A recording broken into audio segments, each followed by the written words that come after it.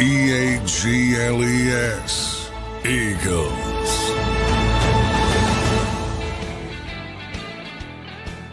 Welcome back in, everybody, to a Tuesday edition of Birds 365 here on JAKIB Sports. I'm your host, Zander Krause. That's my co-host, Johnny Mack, has returned to the saddle here on Birds 365. Good to see Johnny Mack back in his home studio. Johnny Mack, welcome back, brother. Good to see you back in the saddle. How you doing on this Tuesday morning, brother? Woo! Yeah, finally got back about 2:30ish. I don't know. When I walked through the door, touchdown, different type of touchdown. I tweeted it. Long day. People trying to get out of New Orleans. That airport is not equipped for the number of people that went through there yesterday. Everything was late. Everything was hour and a half behind just because of the air traffic. So, but made it. It's finally back to some normalcy. Hopefully, we were just talking before the show started. I know everybody wants to celebrate. I just want to get on. All right, let's start talking about free agency. Let's start talking. I mean, all right, we did it.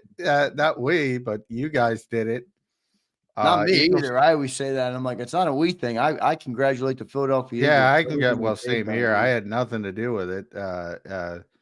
And, you know, congratulations. Now let's try to do it again. That's where I am.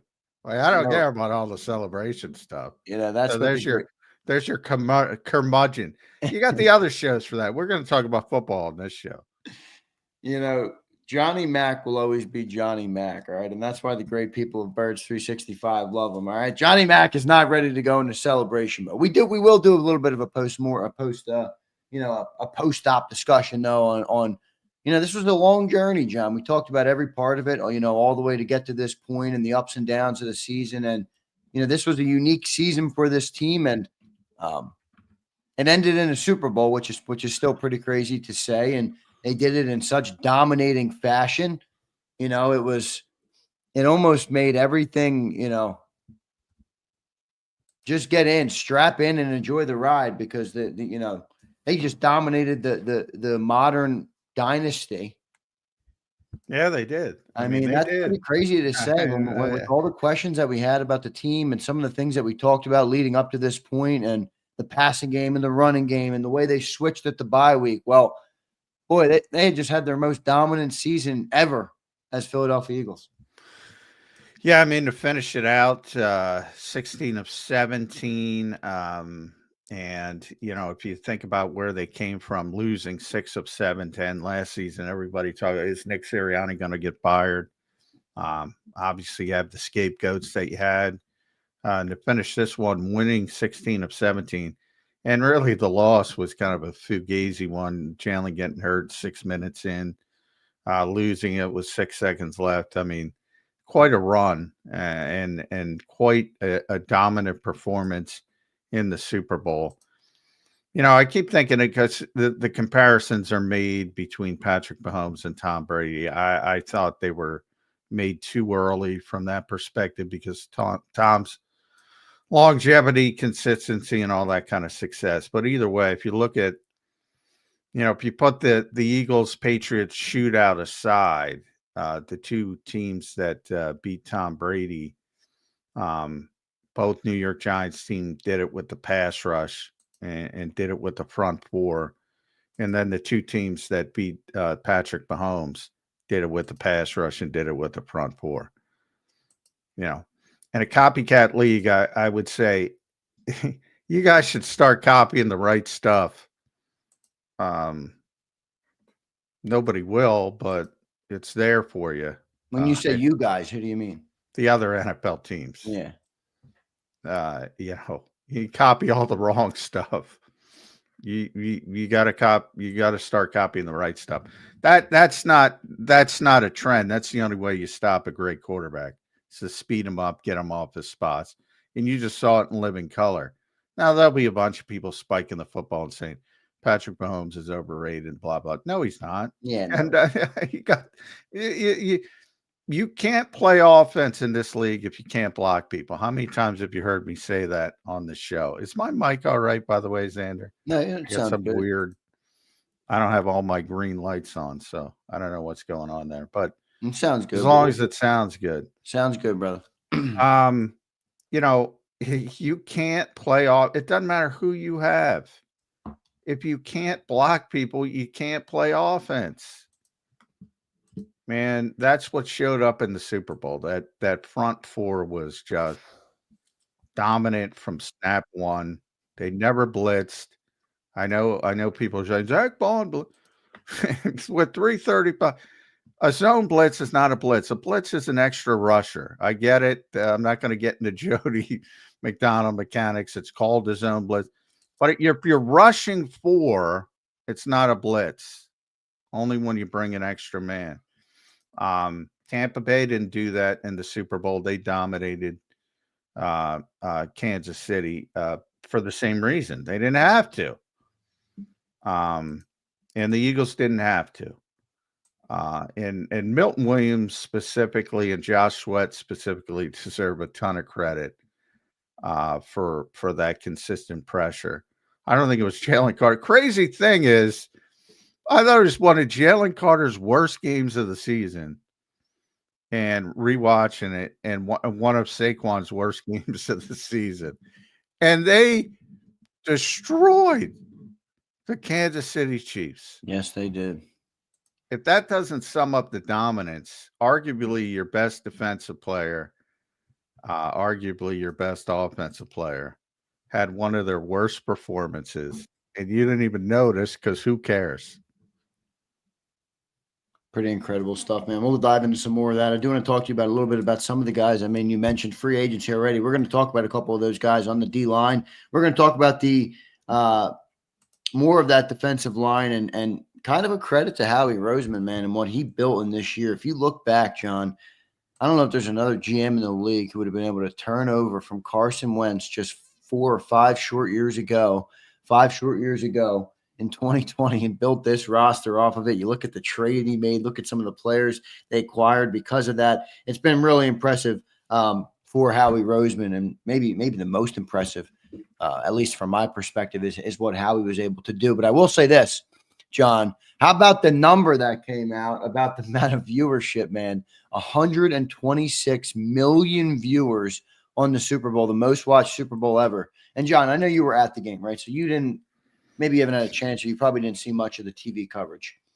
John, there's no sports league in the world that even comes remotely close to the production and the hype and the buildup and everything that the NFL does, from the whole week to the pre-games to the intros to the celebrities it just feels like that type of event. And I know this might be a nerd thing for me because I like production and I like stuff like that, but no other sport event feels close. And I look at the numbers and I'm like, yeah, that makes sense. It makes sense that many people watch the Super Bowl more so than the World Series or the Stanley Cup Finals or any of the other big events. I mean, the NFL is on top, man, and they're doing a damn good job. Yeah, they're certainly on top. There's plenty to criticize the NFL for, but I mean, celebrities come to them obviously when you're that popular, and everybody wants to be at the Super Bowl. So they can sit back. It's a spectacle, John. It really is, man. Yeah, they can sort of sit back. The production, I'll disagree with you a little bit from the standpoint of, like, there's great, like, I'm a big wrestling fan. Like, WrestleMania is way better produced. WrestleMania is impressive. Yeah, way better produced. That's one of my issues. It shouldn't be. The NFL has more money and but they don't have the bells and whistles. I kind of criticize them. I don't know, but they don't need them. No, well, they don't. That's part of the reason why, as I said, celebrities come to them. And I'm not trying to compare the magnitude. Now, the World Cup is bigger technically worldwide, but well, it is. You sound like one of our Europeans in our comments. Well, it is. No, you're talking about you're talking about a distinctly American sport. This is one of the things when I talk about the NFL going international, and we're getting the first tangent of the week. I mean, it's not like basketball is way more popular worldwide than football, because this is one of my criticisms in the NFL and the over legislation. nobody fucking understands this sport that didn't grow up with it. And half of the people that did don't understand it in this country. So that's part of the problem long term. So I'm not going to give the NFL their flowers. I'll give the Eagles their flowers for dominating. The NFL, yeah, F them. But they, do. you know what they can say back to you is "fuck you, Johnny Mac." 126 million viewers. Well, even that's fugazi. That now they're bringing in streaming and all that stuff. It's not the number one rated television show of all time in America. And by the way, because again, television ratings for the World Cup destroy the Super Bowl because it's a worldwide thing. I hate that's just yeah, but that's just factual, Zander. No, I know it is. Soccer's huge, obviously, internationally. Yeah. I mean, in this country, it's not even close. I'm saying it, but this is a distinctly American sport. Not a lot of people play it, and they're trying to open up international markets, as you can see. But yeah, don't give the NFL. The NFL. I'm giving them credit. I'm sorry, I disagree with you. I mean, I understand what you're saying, but boy, that Super Bowl was fun to watch. Everything that went on, the way they do it, I thought it was incredible. The camera work from Fox, I thought was great. The only thing I didn't like give the credit to the Eagles. Don't give the credit to the Dark Lord of the fucking Sith or whatever the nerds like. Credit regardless. The NFL. The NFL is there's so many things they can do better, but they just again, the product is awful as a whole. I'm not talking about Eagles fans. I'm not trying to. I am upsetting Eagles fans, but I'm talking about the NFL product as a whole is freaking awful compared to what it used to be. Yeah, I'm not giving the NFL anything. Well, they sit from back. From a business perspective, I know why Roger Goodell keeps getting signed, brother.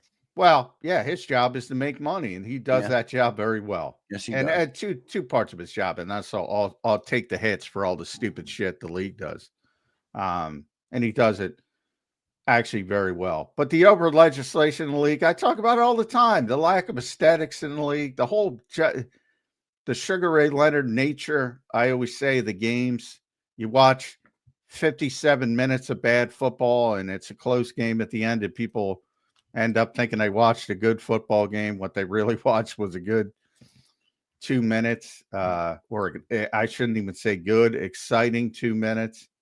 Yeah. I'll give the Eagles credit. I'm not giving the NFL credit for anything. All right, I'll give the NFL more credit than you. Johnny Mac is back, everybody, if you can't tell. I love it.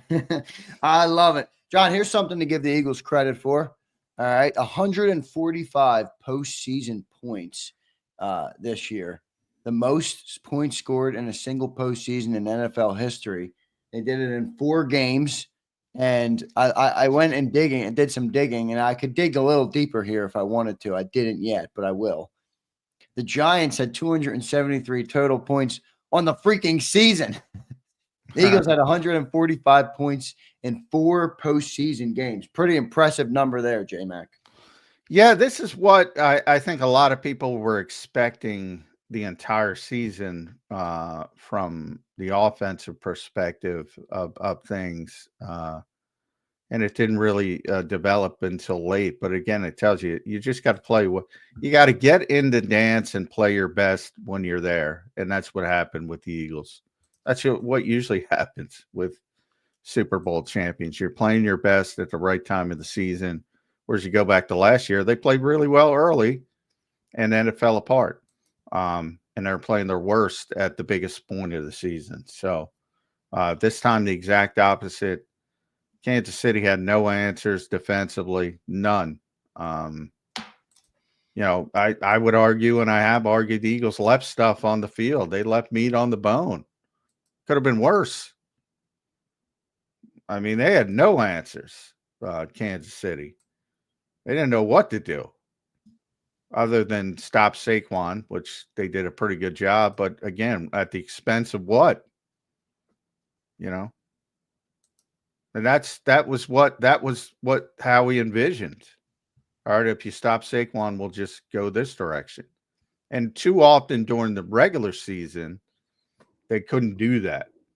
But in the postseason, they did it, and especially in the NFC Championship game. And And there's no coincidence. If you go back to the Eagles Super Bowl championship, it was eerily similar in the fact that, they played one sort of shaky game against Atlanta and escaped, and then they got hot against Minnesota and in the Super Bowl, just crazy hot. And the Rams game was the Atlanta game, right? They let them in it. They played better than they did in that Atlanta game, but they let them stay in the game. They let them have the football with a chance to win late in the game, similar to Atlanta, and were able to get out. And then they just turned it on. Very similar. Well, doesn't that make it all the sweeter that they were able to do that in the biggest of stages? Because remember, I mean, we did talk about the concern with that as the season progressed and as the season went on, despite them continuing to win games. You remember the quote from Jalen Hurts, sometimes it doesn't get you until you get got, or whatever it was, something along those lines. And they turned it on, John. Yeah, I love the people that think we're making it up the whole time. Oh, it was never an issue. It was never an issue. Yeah, I laugh at that too. I mean, you win the Super Bowl doesn't mean that there was nothing that ever went wrong ever in the season. The players said there was an issue. Forget about me. The players said there was an issue, including Jalen Hurts, as you pointed out. I mean, that's what you want to do. You want to play your best at the biggest time, and that's what the Eagles were able to do. And that, same thing happened in Super Bowl 52. They played their best in the biggest moments, and that's how you win championships. And that's kind of what happened. John, on the podium after the Super Bowl victory, and I didn't catch this because I was on the postgame show. I caught it yesterday when I was doing some look back at some of the stuff that came out that I missed. At the podium, Nick Sirianni says, Kellen Moore, let's run it back. I have not heard any update yet on Kellen Moore. What have you heard through the grapevine on Kellen Moore? Is he looking? Is he taking my advice from Birds 365 and saying, wait a second, I don't know about this New Orleans job. I could go run one back and have a pick of the litter again next year with another Super Bowl ring. No, 1,000% no. He's the next head coach of the New Orleans Saints. They'll let him celebrate, and all that kind of stuff. No, he's gone. Jeffrey said it. And understandably so. People, it's a nice thing. 3x salary increase. Yeah, it's a nice thing to say on the podium and all that kind of stuff in the moment, and giving credit to Kellen for what he accomplished in 1 year with this team.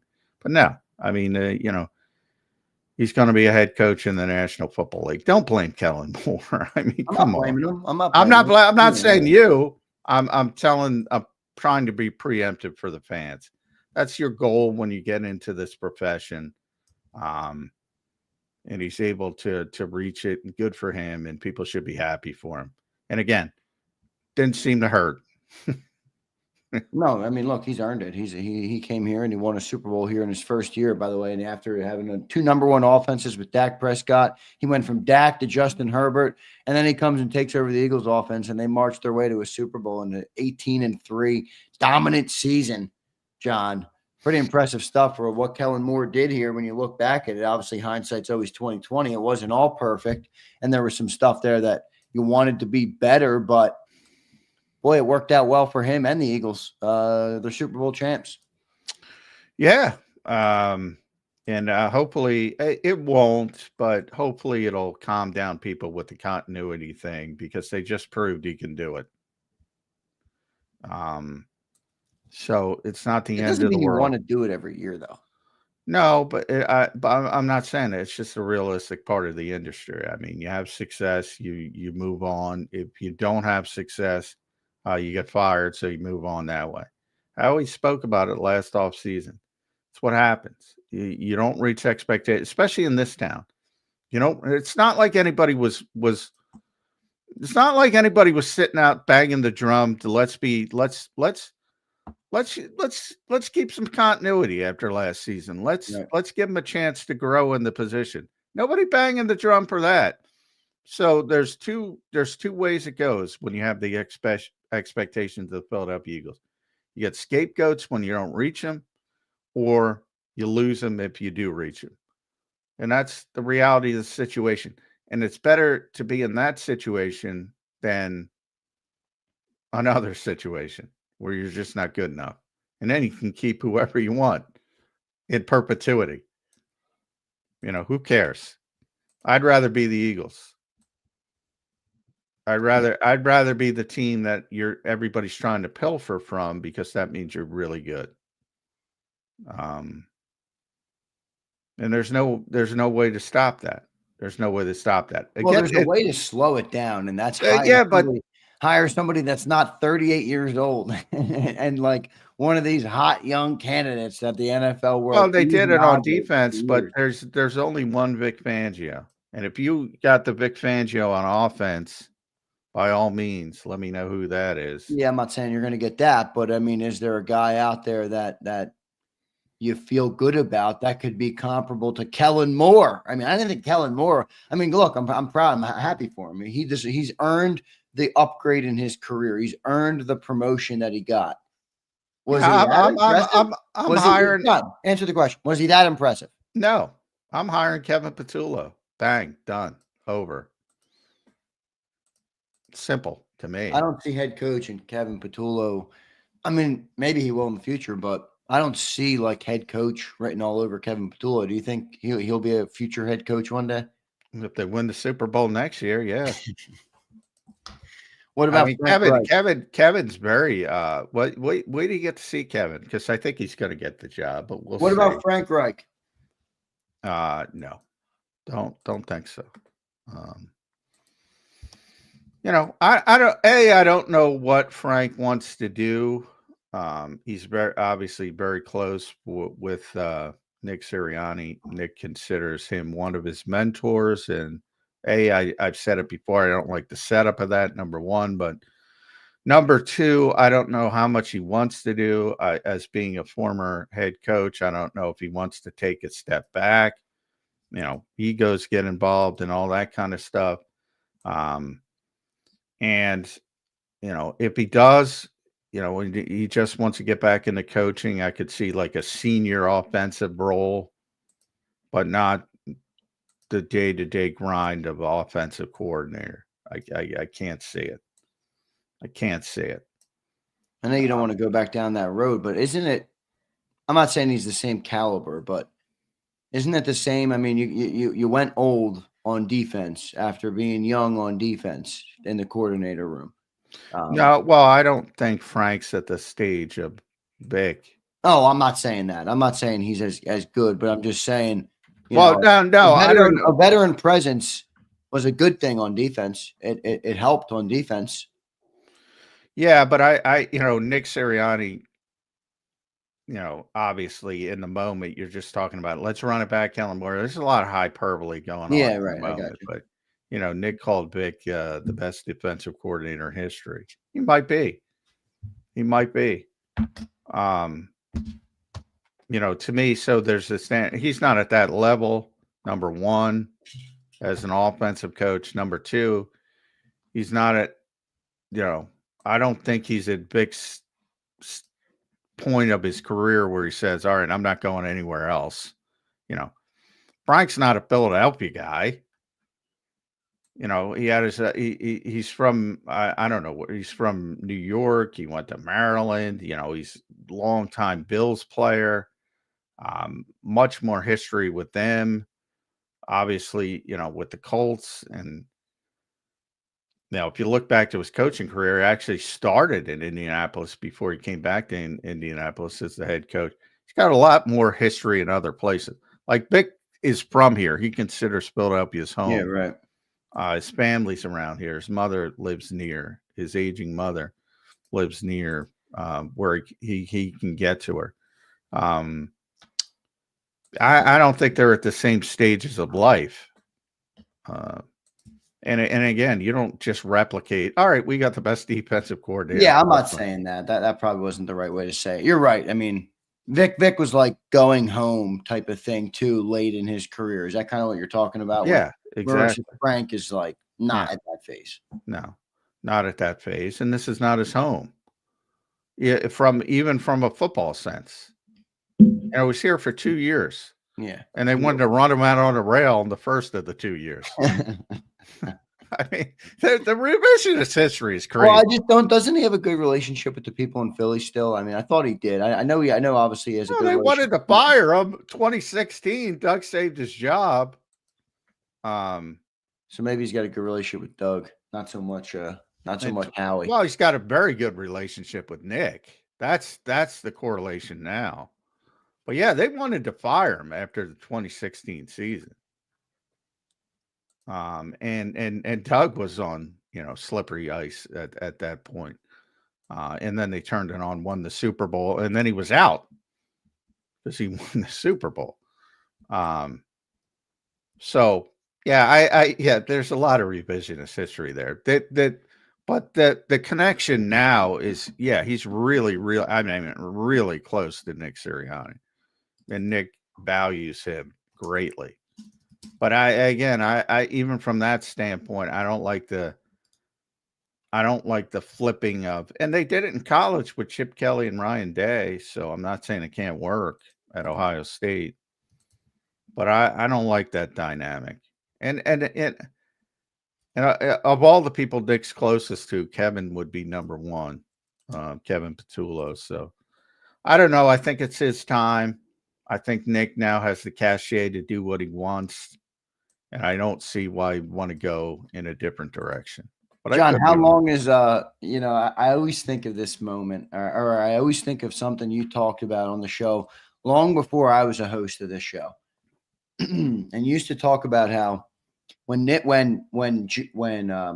Peterson won the Super Bowl in Philadelphia, and you said, "Boy, that's a lifetime dispensation card," and it lasted 3 years. I got that one wrong. People say I never say I'm wrong. I got that one wrong. Right? It lasted 3 years, John. What type of dispensation card are we looking at with Nick Sirianni here? Because I still get the vibe that the owner 18 and the months. GM, 18 months. Yeah, I think you're not getting fired next year, but he's on the clock if they fail. If they're like one and done, say it's like the 2023 season, because the expectations are going to be massive. Already the early Super Bowl odds are out. Bet US, check it out. Eagles are number one. Yeah, Eagles are number one to repeat. The golden era, baby. Before anything ever happens. So the expectations are outrageous in this city. They're only getting more outrageous. And yeah, I mean, it ain't 3 years. Maybe 2. I learned from my mistakes. You still get the feeling, like I said, that the owner and the GM, I mean, they don't look at this like they think they're the reason. They're the reason. Yeah, I know. I can tell. It oozes out of them, John.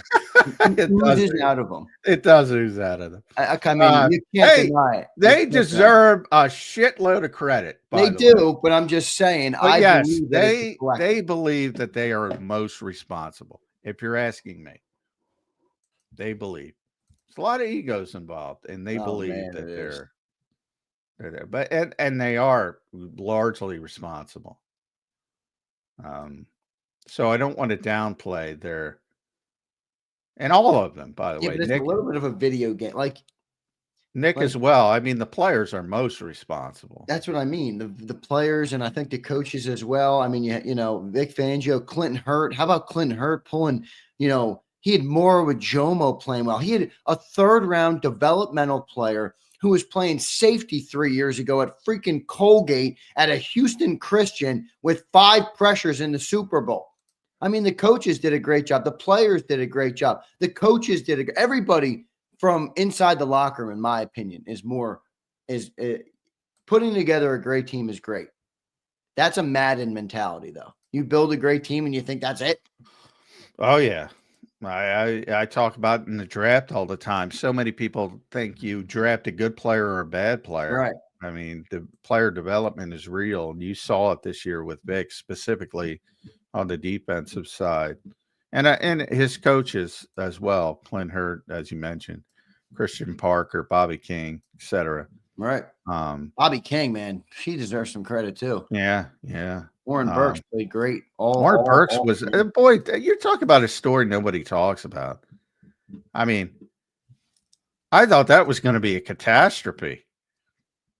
Yeah, it wasn't at all. Credit to Warren. Warren Burke was unbelievable. The consistency coming in for Nakobe Dean, who was having a great year. I mean, there's some magic stuff going on. There's always stuff. I know everybody's looking for Jason Kelce. I think Jason specifically took a step back on this one for a number of reasons. One, obviously, his brother's on the other team. Two, he didn't want to take away from this particular team winning it. And he finally tweeted about it and gave some of his thoughts and all that kind of stuff. Yeah, I think the human element of it is he's probably got to be a little bit. I mean, right? Isn't that only natural to I don't think he is upset from that standpoint. Like, I think Carson Wentz was back in the day, but no, I don't think Jason was. I just don't know if upset's the right word, but don't you look and you're like, man, I had a 14-year career. We got the job. As soon as I leave, the offensive line dominates again, and I'm not out there, man, that stinks. I mean, I mean, this is before the season. Talking to Jason that when they signed Saquon, to his credit, when they signed Saquon, he was like, "Oh man," he was like, "Man, it's just in a joking fashion, saying maybe I will come back." And he had made up his mind, which was far more about his family and some of the millions of dollars being thrown at him in other ways, but. Yeah, he kind of knew that they had a chance to be special far before I think most people. And so, yeah, he's a very unique player, but I think he just took a step back because, like I said, A, his brother's in the game, and B, he didn't want, one thing happened, the New Heights show, they have their social media team and they put up a congratulations to the Eagles for winning the Super Bowl.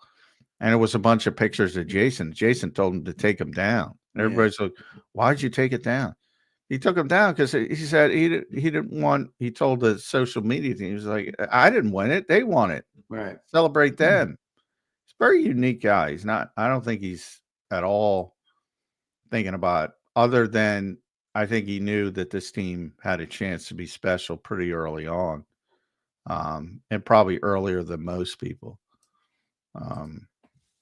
Because he knows Lane, he's so close to Lane and Landon and Jordan. He knows how good that offensive line is. So yeah, no, I don't want to beat up on Kelce too much, but I think there's a human element there that it probably is a little hard. I'm not saying he was mad that they won, but there's no way you don't look yourself in the mirror, right, and go, well, that kind of stinks a little bit. If you're being honest with yourself, I'm not beating him up about it. If you're just being honest, I spent 14 years there. We won once. I leave, and then they win in the first year. I mean, that stinks. Jason, Dank Birdgang says, Jason was on WIP saying he takes solace in the fact he helped develop guys on the offensive line, and they're having success. I think that's a good. Yeah, he's a big part of it. I mean, he was there all year. He's still a part of it, but he didn't want to take away. He spends more time at that freaking complex than half of the players. He did recede a little bit when the regular season started, but yeah, he's still part of the organization, part of the team. I would assume he'll get a ring. I mean, well, Jeffrey gives everybody rings. That's what I mean. When I say that, people get mad. They're like, "Oh, he wasn't on the team." Now, I was at a law firm one time. All right, many years ago. Okay, I was at a law firm in Philly, and they were a sponsor of the Philadelphia Eagles, not their main sponsor at the time. They had a big fat ring with their name on it in the thing. They're like, yeah, Jeffrey Lurie gave us this. I'm like, okay, yeah, Jeffrey Lurie gives everybody a ring. Howard Eskin got a freaking ring in the first time around. So Howard, everybody at WIP did, all the, whoever, because that's their flagship station. Right. And, they're business partners. So, yeah, that's the way he did it. I assume he's going to do it that way this time as well. Um, yeah, everybody asked if we get rings. We do not get rings. I Nor should get do a we. ring. Come on, Nor Larry. nor do we want rings. Man, I don't want a ring. And if I did have a ring, it'd be on eBay the next day. I was going to say Johnny Mac walking into the pawn shop. No, that's a bad move to go to eBay. Just come right here on Bird 365. Say to the chat, all right, I got a ring. Who wants it? All right. And pawn it off to the chat. Yeah. That way. I'm just making that's a money-making endeavor for me. Yeah, I hear you. So don't give me one, Eagles. Yeah, I'm joking. They're not giving us one. All right, I got plenty. We have plenty of stuff to freaking talk about. But the one thing I do want before we move on from that situation, we talked about Kellen Moore a little bit and replacing Kellen Moore. You have Kevin Patullo as the leader in the clubhouse. Can you tell the people, we got a lot of questions, who the hell is Kevin Patullo? Give people a little bit of a background on Kevin Patullo and why you think he's going to be the man for the job. Well, he's the associate head coach, passing game coordinator. The offense basically was work,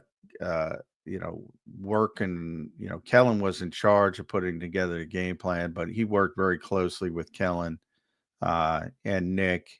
And those three were the ones who would meet all the time and talk about it and sort of develop the plan, not only not the game plan, but the plan for the game as far as, game management situations and all that kind of stuff. He's been Nick's right-hand man since the day he arrived, the guy who helps him. So some of these titles they come up with, associate head coach being one of them. He really is, does a lot of the, and you say, I don't see a head coach.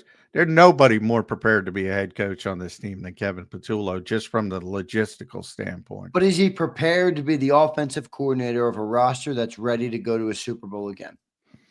We'll Never see. called plays. I mean, no, but he's very close to people who did. No, you never know that. I heard the same shit about Brian Johnson, and they scapegoated him faster than they could blink. Well, and they'll scapegoat Kevin Patullo. I'm not saying they won't. I mean, he comes in with the same expectations. And if it's not up to speed, they'll scapegoat him quickly. And I know you talk about the dispensation for Nick. That might be an issue. You talk about speeding it up, firing this guy. That might speed that up. Okay, let me give you a zoomed out view of this though. Okay. The Philadelphia Eagles elevated Brian Johnson from within 2 years ago. He was fired. Okay. Scapegoated. I don't think he should have been fired, but he was fired. They hired Kellen Moore from outside the organization, a guy with play calling history and experience. They won a Super Bowl. You're telling me they're going to go back down the route of hiring from within? Yeah, why not? They hired because last time they did that, it was a failure.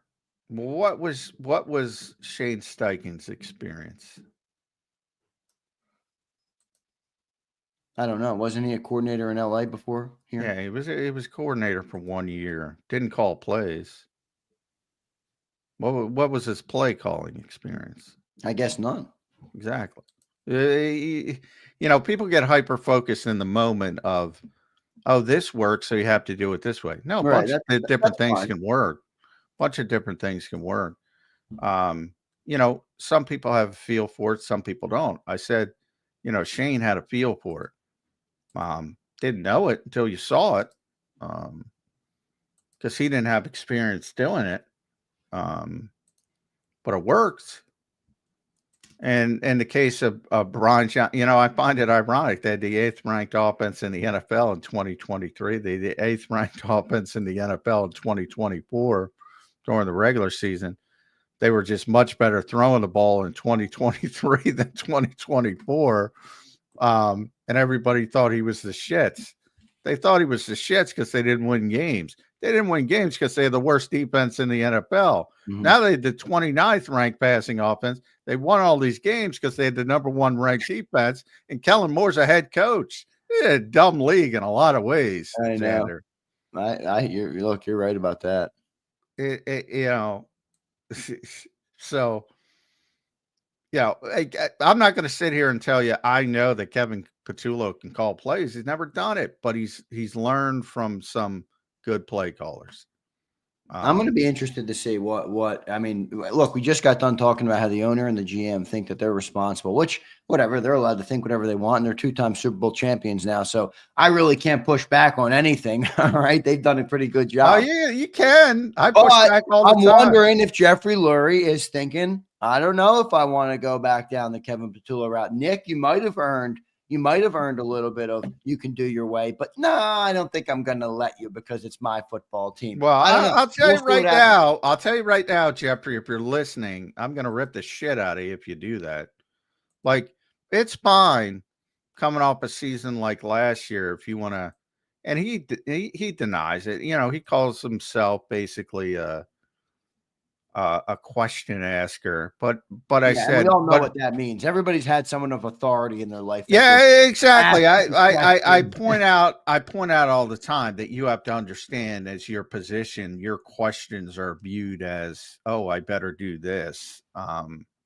So I do think Jeffrey needs to get more in touch with that reality and the difference in his power versus some other guy just sounding off, asking a question. But look, if you do what Nick did and you don't allow Nick to do what he wants to do, yeah, I'm going to rip the shit out of you. Yeah.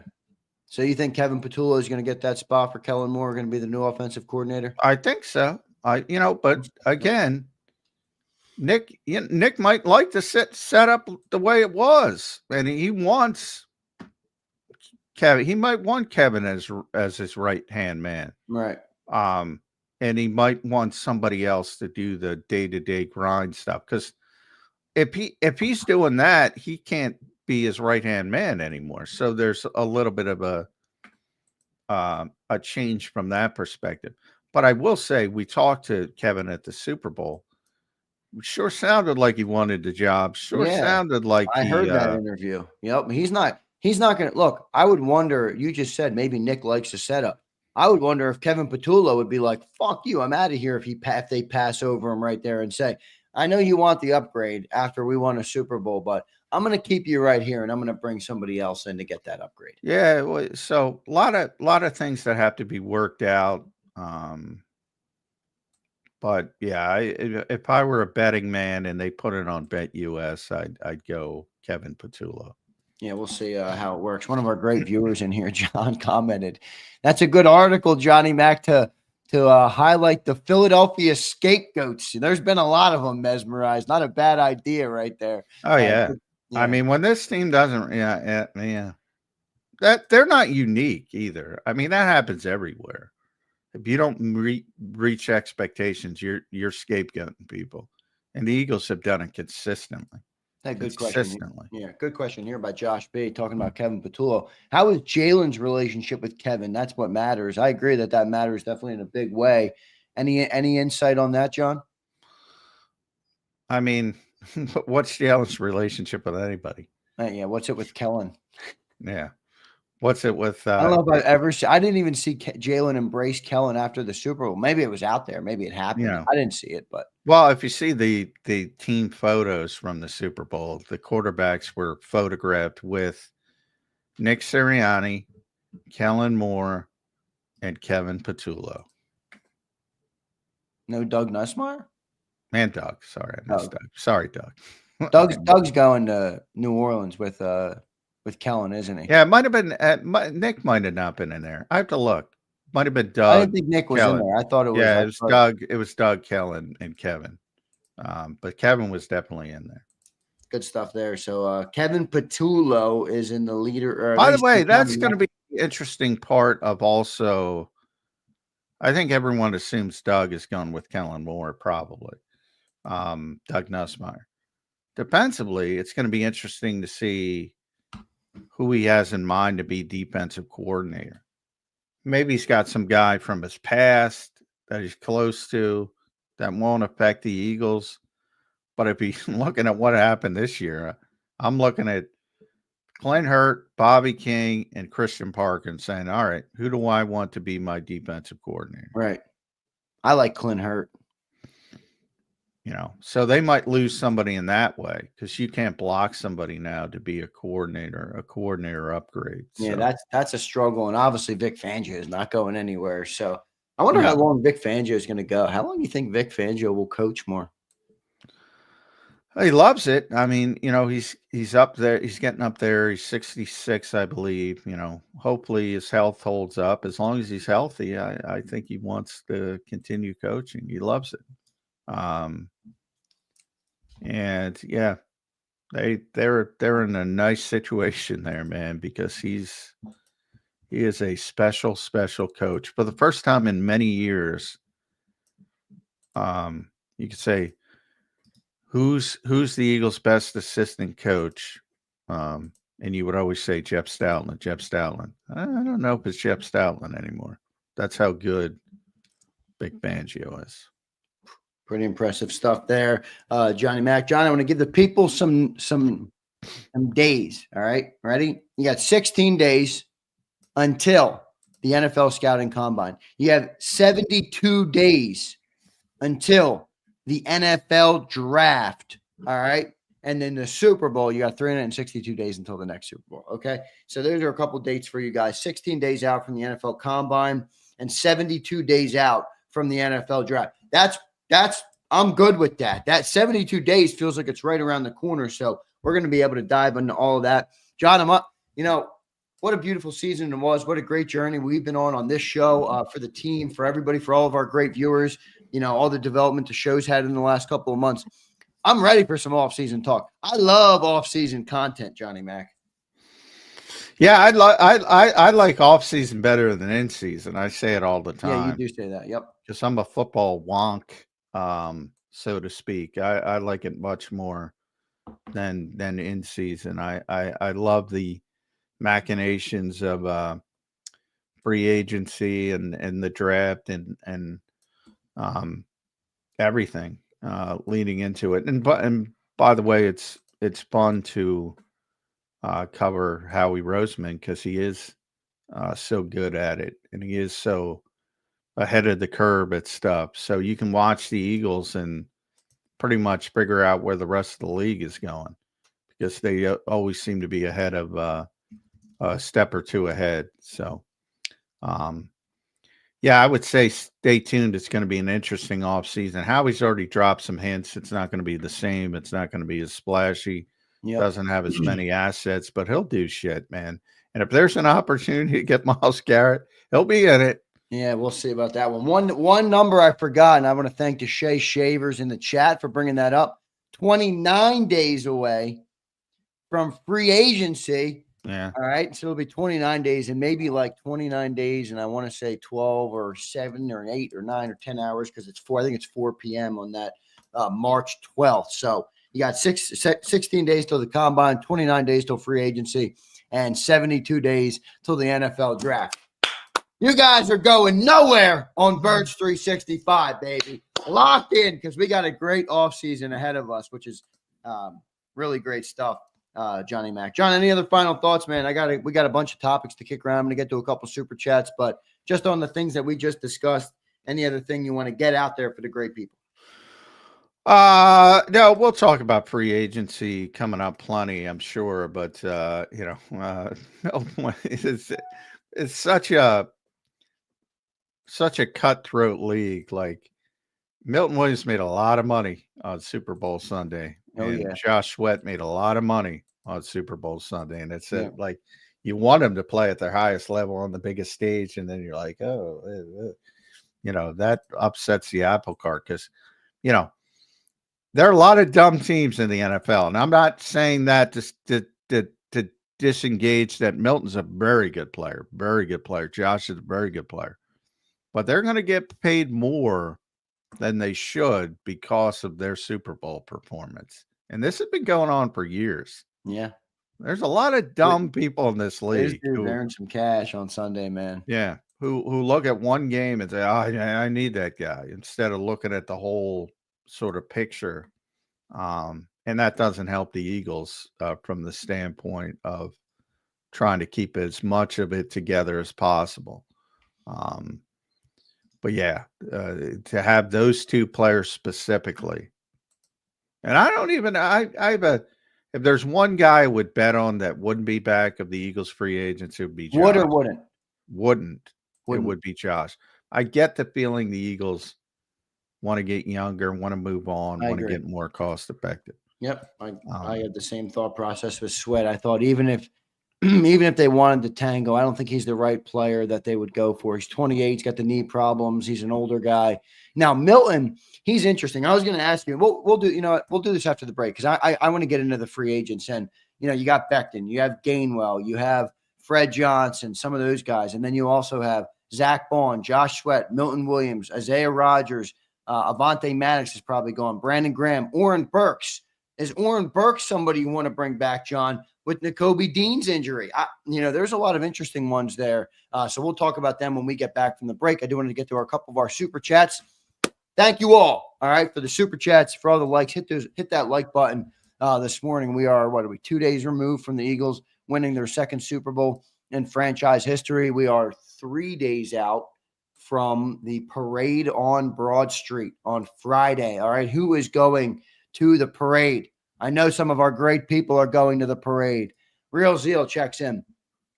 Everyone who yelled at their TV, run the ball the last 20 years has been vindicated. Football spiked. Yes, Zeal. Yes. Well, on Sunday, the running back ran for 2.3 yards per carry. Yeah, but the team was a running team all year, and they won the Super Bowl against the odds, John. How many times have I heard you and everybody else say, in the modern NFL, you have to pass to win? Oh, I thought he said on Sunday. All right. Well, he did I say I thought he said on Sunday. Well, I thought I heard you say on Sunday. That's what I'm saying. I thought he meant because of that game. I'm like, that's not the game to point to. No, the whole season. Yeah, that's fine. That's not. You know, I still think it's not. I mean, the Eagles have been able to run the ball the entire Nick Sirianni era. They have been one of the top running teams in the NFL. They've been able to run the ball. What you just went through was the best running season of all time by a running back. right. Literally 2,500, whatever it ended up being, 2,500 yards. I would not. That's what, who is it? The Real Zeal? That's what's called an outlier. I wouldn't count on that again next year. I'm going to bet the under. I said that yesterday. If you're wise and want to make some money, I would bet the under. Same thing with Hassan Reddick, his historic season. I told everybody that offseason, do not expect that again. Good player next season. Do not expect that again. So spike the football, enjoy your vindication, just be sensible about it. Yeah. Ain't happening again. Jason A-Team checks in. A lot of spiking going on. He says, I'm just spiking the football for the hell of it because J-Max said so. LOL. I love it, A-Team. You can do that, brother. You're Super Bowl champ, all right? I spiked it over big. I'm spiking it over big, man. Where are all those Spagnolo people? I'm spiking it over the no-holes defense, which I dubbed the name for them in August. John, somebody sent me the clip of me in August on the National Football Where are the Show. Spags people? Well, here's what I say about Spags. That one blitz, I mean, he got beat in the game. Let's be real. He got burnt in the game, in fact. But that one blitz that he forced the interception on, John, that was such a good blitz. That Cam Jurgens and Landon Dickerson, both of them didn't block somebody. Both of them. Yeah, Landon didn't have a good game. Cam Jurgens was standing there. You know, what's I interesting. went right around him. I'm like, I've never seen Cam Jurgens not block somebody like that in my life. It's interesting. You know, I think those guys really, obviously they didn't run the ball well. So nobody had a good game when it came to, except for Lane and Jordan. They always have good games. Cam and Landon did not play well to their typical standard. I think they were hurt. Yeah, right. And they fought through it, but they were hurt. Which is interesting because in pass protection, for the most part, they held up very well. Yeah, you get caught when you blitz. So I say the same thing about Flores. When you blitz as much as those guys do, you're going to get caught. Who cares? But, you know, there's more to it than that. And I think of all, like most Philly fans, and we know because I've been doing this show for years and been doing other shows for years prior to that.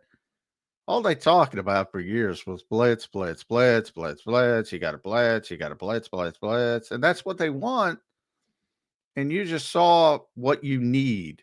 And what you need is 4-man pressure so you don't have to blitz.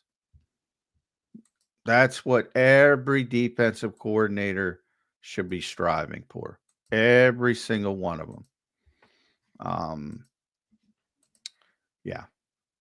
But, that said, if you can't get home with 4, then you have to do some different things.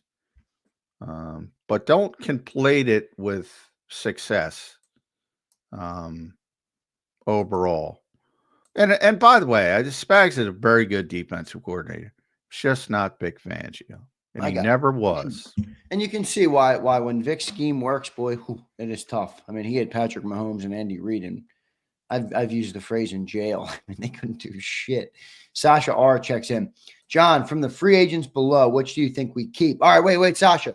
I'm not going to ask that yet because that's my topic after the break. All right, so thank you, Sasha. I'm going to get to that. I got the list of free agents. I'm going to have John give me a kind of a rundown on each one and what he thinks. All right, so we'll get to that in just a second, Sasha. 40-6. All right, his name used to be 41-33, if you remember. He says no more 41-33. Don't see Kellen getting a first-time DC. I think he will look to someone with experience. Champ Zander, thank God for Jacob saving me from WIP. Thank God for you for being here, brother. We appreciate you, man. What do you think about what he said there about Kellen, first-time DC? Yeah, again, it's going to be interesting. I mean, he was on a lot of good teams in Dallas, and he had a lot of relationships with people before he came to Philadelphia, and he didn't have many relationships with the people he came here with, Doug Nussmeier, Kyle Valero, and that's it. So, he's only been with these people for a year, so maybe he's got somebody in his head that he wants. But I'm just saying, if he sat back and watched this season and watched how effective this defense was, I would maybe want to tap into that. So it's going to be interesting to see which way he goes. But, yeah, comfort's a big thing. And he's, I'll tell you what, though, after watching that Vic Fangio defense, I'd be hiring one of those 3 guys. Yeah, I would too. And I'm telling you right now, John, you might not be ready to admit it. Kellen listened to Birds 365 in the morning. Yes, he woke up after not getting any sleep, and he listened to Birds 365, and he said, Zander Krause is right. I'm calling the Saints, and they're doubling my offer right now because I ain't going to that shitty organization without life-changing money. We'll see what Kellen Moore does. Brian Fleming says, emailed you some pics of the Sellies. Hey, Brian, I just looked at them when I saw your super chat come over. Great pictures. Looks like you had a great seat for the game, brother. Our buddy Brian Fleming, John, one of our great viewers here on Birds 365, one of our great members on JAKIB Sports, was down in New Orleans for the game in the stadium. So well done, Brian. Brian, I'll show them up on Zander time, all right, today. So good stuff, man. Thank you so much. Let's get to our commercial break, John. When we come back, talk some free agency. We're going to talk some Howie Roseman. We're going to talk some Nick Sirianni. We're going to talk the golden era. The golden era. Is it here, John? Is it here in Philly, or will you go curmudgeon on me and say, no chance? It's not happening. Let's see what happens. By the way, the hint, sees, I've been saying it already before they won. What do you mean, curmudgeon? I'm the one who's been saying it. I know. I'm just messing with you. All right, let's get to our commercial break. We appreciate all you guys for being here. We got a great crowd in here as always. Hit that like button. All right, hit that like button. 3 days out from the parade, 16 days out from the combine, 29 days out from free agency, and 72 days away from the NFL draft. Plenty to talk about here on Birds 365. Before I get to the break, let me tell you guys about the great people at BetUS. Yes, you are no longer betting on football.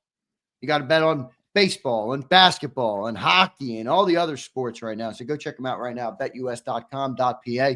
Use that promo code YouTube150. Get 150% sign-up bonus on your first deposit. Get 125% on your second and third deposit, all up to $2,000. So deposit less and bet with more at BetUS. Go to betus.com.pa. That's betus.com.pa. We'll be right back on Birds 365. The following is a real testimonial from the father of a young injured victim. I didn't think she was going to make it. Major Perry's daughter was the victim of a horrific accident caused by someone else's negligence. If you don't find the right counselor, law firm that you're looking for, you will get lost in the wilderness. Badly injured? Call the Fritz and Bianculli Law Firm at 215-458-2222 and find out why they say, "We got this." Ignite your nights with free live entertainment daily, only at Live Casino and Hotel Philadelphia's Center Bar. 7 days a week, enjoy some of the region's top party bands, performers, and DJs as they take the stage in the heart of the casino action. Great cocktails, live music, and lively moments. It's all happening at Center Bar at Live Casino and Hotel Philadelphia. Visit livecasinophilly.com for more details and the complete list of upcoming events. Must be 21 or older. Gambling problem? Call 1-800-GAMBLER.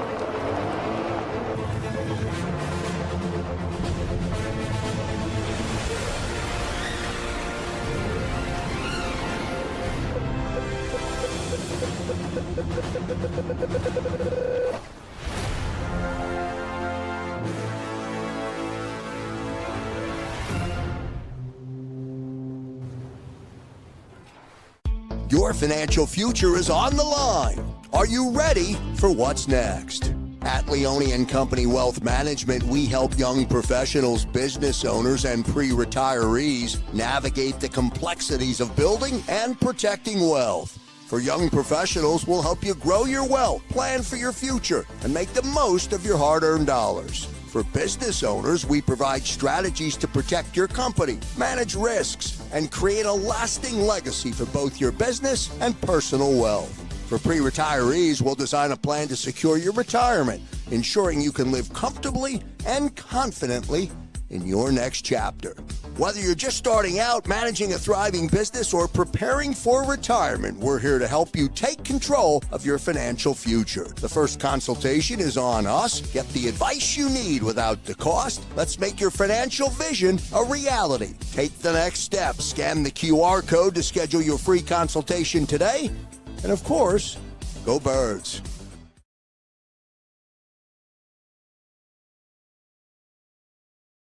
In our hometown, we all look out for each other.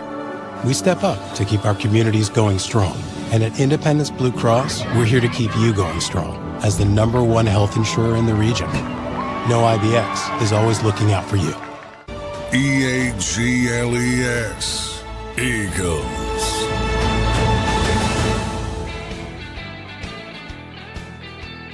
Welcome back in, everybody, to a Tuesday edition of Birds 365 here on JAKIB Sports. 2 days after the Philadelphia Eagles claimed their second Super Bowl championship in franchise history. I'll say that again. The Eagles are Super Bowl champions, everybody. Enjoy it, all right? Enjoy it as a fan of this football team. A lot of fun stuff planned. You got the parade on Friday, and then we're moving full steam ahead right into the offseason. In fact, John, it comes fast and furious because – we worked on the season so late in, most other teams, John, they've been talking about this stuff for a month already. Their talk shows are already getting boring. Me and you are at have a little bit of an advantage, less time, but we got plenty of stuff to get into in a short period of time. Yeah. You're going through that in, Super Bowl 52. And really, even when you lose it, Super Bowl 57, yeah, those short off seasons make it really difficult from the perspective. And that's why it's so hard to go back to back and, what Kansas City was trying to do. So I think people, it's an old adage. I'm going to bring up wrestling again. Some people like that. Some people hate it. You never crap on the opponent in wrestling, which is predetermined, because if you do, you make yourself look bad because you beat nobody. Right. Don't pretend the Kansas City Chiefs were nobody. That was something what the Eagles did. Absolutely. And they dominated a team on the verge of being a dynasty. Really was a dynasty. And maybe will continue to be a dynasty. So, if anything, pump up the opponent, because what the Eagles accomplished was pretty freaking impressive. No doubt about it. So that part of it is number one. And one of the reasons it's so difficult to go back to back and try to go back to back to back is those short off seasons. Not only from a body perspective, you're playing all those extra games, but just from a preparation and organizational perspective of getting a lesser start. And then, you're talking about, let's say you want to go outside the organization to replace Kellen Moore. Well, yeah, everybody's picked over, especially with the college too. You're also, people forget that you're also competing with college teams who poach coaches too, or who try and give people jobs too. So it's tough. That's why I said, I mean, you're like, Kellen didn't take the job yesterday. I'm like, what the fuck's he waiting for? I mean, both of these teams, if I'm the Saints, I'm like, let's go, bro. We got to start building our offseason around our new head coach. And if you're the Eagles, you're like, get the fuck out of here. I got a coordinator to hire. Yeah. Well, no, I mean, because of the celebration, it's not, I wouldn't be too concerned about it, and I think the Eagles are going to go in-house. So I don't think it's that crazy of a scenario and even if what everybody wants and, Frank Reich, I mean, Nick's just going to make a phone call. So, I don't think there's any urgency from that standpoint. Yeah, but what all right, let me give you a scenario. This is where I don't agree with you. Kellen Moore leaves. He says, Doug Nussmeier, I want you to be my offensive coordinator. Clinton Hurt, I want you to be my defensive coordinator. Thank you very much. And maybe one of the other lesser guys as well. I'll give you a well, the defensive coordinator, I think, hurts more than anything if he goes that route. But the Eagles probably know already if that's going to be the case. So, I mean, they have more information than I do, than certainly anybody else does. So, yeah, right. Kellen Moore's probably made it very, very clear to them if he wants to hire somebody off the staff or he doesn't. And, Kellen might, because Nick is very focused on keeping his own guys, and he says, before the Super Bowl, he said, this is the Philadelphia Eagles staff. I'm not letting anybody go. Now, there's some guys you can't block. Like, you go back to when Gannon left for Arizona, he hired Nick Rollis, who Nick didn't want to lose, but he had to let him go because he got a coordinator job. So the same thing might happen here. But I do get the sense that Kellen probably, he doesn't have a long relationship again with a bunch of guys here. And, as long as they give him Doug, and they might have to give him Doug Nussmeier anyway, because, again, if he's the offensive coordinator, there's nothing you can do. But I don't think he's taken a ton of guys from this staff. Good stuff there, Johnny Mac. John, let's keep rolling here. I do want to get into these free agents. All right, we're going to get into them. I'm going to give John our notable free agents. And then there's also a couple players who are extension eligible. I'll talk to John about those in just a second here on Birds 365. One note, all right? One note before I get there that I want to tell people, John, and I'll just get your quick reaction on it because it is pretty remarkable. And I don't think it tells the full story, but it's worth sharing with the people of Birds 365 and of JAKIB Nation. The list of head coaches with a 700 career win percentage and a Super Bowl championship is 3 names: Vince Lombardi, John Madden, and now Nick Sirianni. Now, Nick Sirianni's career is not done. He could lose. He could have 4 straight bad seasons and no longer have a 700. Yeah, Nick should retire, man. Right. But I'm just saying, as it stands right now, it's time to put some respect on Nick Sirianni's name. Johnny Mac, to his credit, has been saying this for a while with how much winning he's done as the coach here. That's a pretty damn good freaking list to be on, Johnny Mac. I don't care if it could change. It's good to be there right now. Anytime you're mentioned with Vince Lombardi, which is, by the way, the name of the trophy the Eagles just got, and John Madden, that's good company. Yeah. Wow. Fire. Yeah. Yeah. I'm always interested because there are a lot of people who wanted Nick fired. John,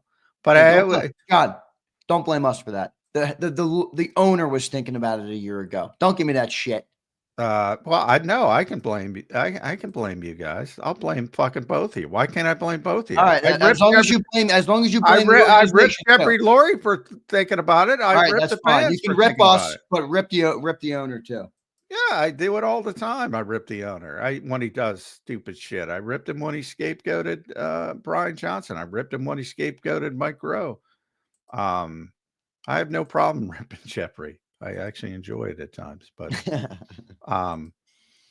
I'll rip all the fans. One thing, but I'll rip myself as well from this perspective, because I say it all the time and I know it. Hypocrites don't care about hypocrisy. And it always amazes me how people can turn on a dime and pretend they didn't say something or do something, or it always amazes me. But yeah, it's crazy to consider firing Nick. It was crazy last year. I said, you know the story. I tell the story all the time. When I was going down to Tampa for the playoff game, Right. I thought everybody was insane. I'm like, what are you talking about? And then when I was coming back, I was like, well, Yeah. Now, not because I thought he deserved to be fired, But you understood the optics. yeah. And I had just heard, because of the press box in Tampa, some of the Eagles executives were sitting right behind us. And I heard one of them, pretty high level executive, say, "This is fucking embarrassing." When you hear stuff like that, because it is such a public facing league, that outside pressure, despite the Eagles' claim that it doesn't, it gets inside, and then it moves things in a direction that it probably shouldn't move. So, yeah, I thought it was crazy to think about firing him last year. I certainly think it's crazy to not let him do what he wants this year. Yeah, the Eagles got lucky with this coach, but and that they deserve credit. They hired him, and he wasn't on the radar. So yeah, and I also think, I mean, look, I understand that you want to rip people or you want to rip the owner and us, but if you think about it, just like you said at the start of the show, just because they won it doesn't mean that some of the stuff that happened wasn't fair to criticize in the moment. Oh, you can Nick criticize. Sirianni I did some criticize goofy shit. Nick Sirianni did some goofy shit that invited a lot of criticism. I criticize everybody all the time. I criticize people after the Super Bowl. But that's what I'm saying. Yeah. Again, all right, then if you believe that, fine. Then don't shit on people for constructive criticism. Again, the hypocrisy part of it bothers me. I have no problem. There's a bunch of stuff you can criticize Nick Sirianni for in the moment. He's a human being. He makes mistakes all the time. But the wider perspective, the wider lens, you say, well, who's going to be the next coach? Are you going to be better? Probably not. Right. So, that's the kind of stuff I'm talking about. Not that he doesn't make mistakes. He makes mistakes all the time. I thought he made a mistake in the Super Bowl. I was sitting there early in the game when he's taking the field goal. I'm like, this is stupid. Doesn't matter when it turns into a 40-6 game. But if that ended up being a close game, when it was a 4th and 3, whatever it was, and I'm like, you're going to, at the time I was thinking you're going to need touchdowns to win this game, which is crazy in hindsight. But I think everybody was in that perspective, and they settled up and took a field goal. I didn't like that decision at all in the moment. Didn't matter because they blew them out. But yeah, I have no problem with people. Criticize them all you want, but then on the hindsight, you can't say, don't criticize so-and-so. Don't criticize so-and-so when they make mistakes. But again, I know hypocrites don't. I'm not talking about you. Hypocrites in general don't care about hypocrisy. I like that. That's a good line. Hypocrites don't like hypocrisy. I like it. No, they don't care. They don't care. Yeah. Hypocrites don't care that they're right about their own hypocrisy. Exactly. All right, John, let's get into these free agents. All right. I'm looking at, we have more than this, but I'm looking at 4 notables. All right. Josh Sweat, edge, Zach Bond, linebacker, Mekhi Becton, offensive line, Milton Williams, defensive tackle. Those are my 4 notables. But there's more. I get it. We'll talk about a couple of them, but those are the 4 notables. And then you have 2 extension candidates. You got Cam Jurgens and you got Nakobe Dean. All right. We'll start with the free agents, and we'll start with Josh Sweat. All right. And I want you to give me your take on what the Eagles might do or what you think they might do, and then whether you believe he will or will not be back. And that can you don't have to give it a definitive answer. Obviously, we don't know. But Josh Sweat, where are you on Josh Sweat? Yeah, I don't think Josh is going to be back. We hired Drew Rosenhaus and Ryan Mather for a reason. He knows this is his last chance to cash in at probably 28, last chance to get that big time contract. Played, made splash plays in the Super Bowl, which helps. I think he's going to get a lot of money. And I just think that's one where the Eagles already kind of showed what they thought last year by, essentially saying, all right, which one of you is going to agree to our terms and we'll bring you back, Josh Sweat or Hassan Reddick. And Josh Sweat quickly agreed, and they brought him back, but he had to take a pay cut. And now he's outplayed the contract, and the Eagles, are they really going to go in for 4 years? And,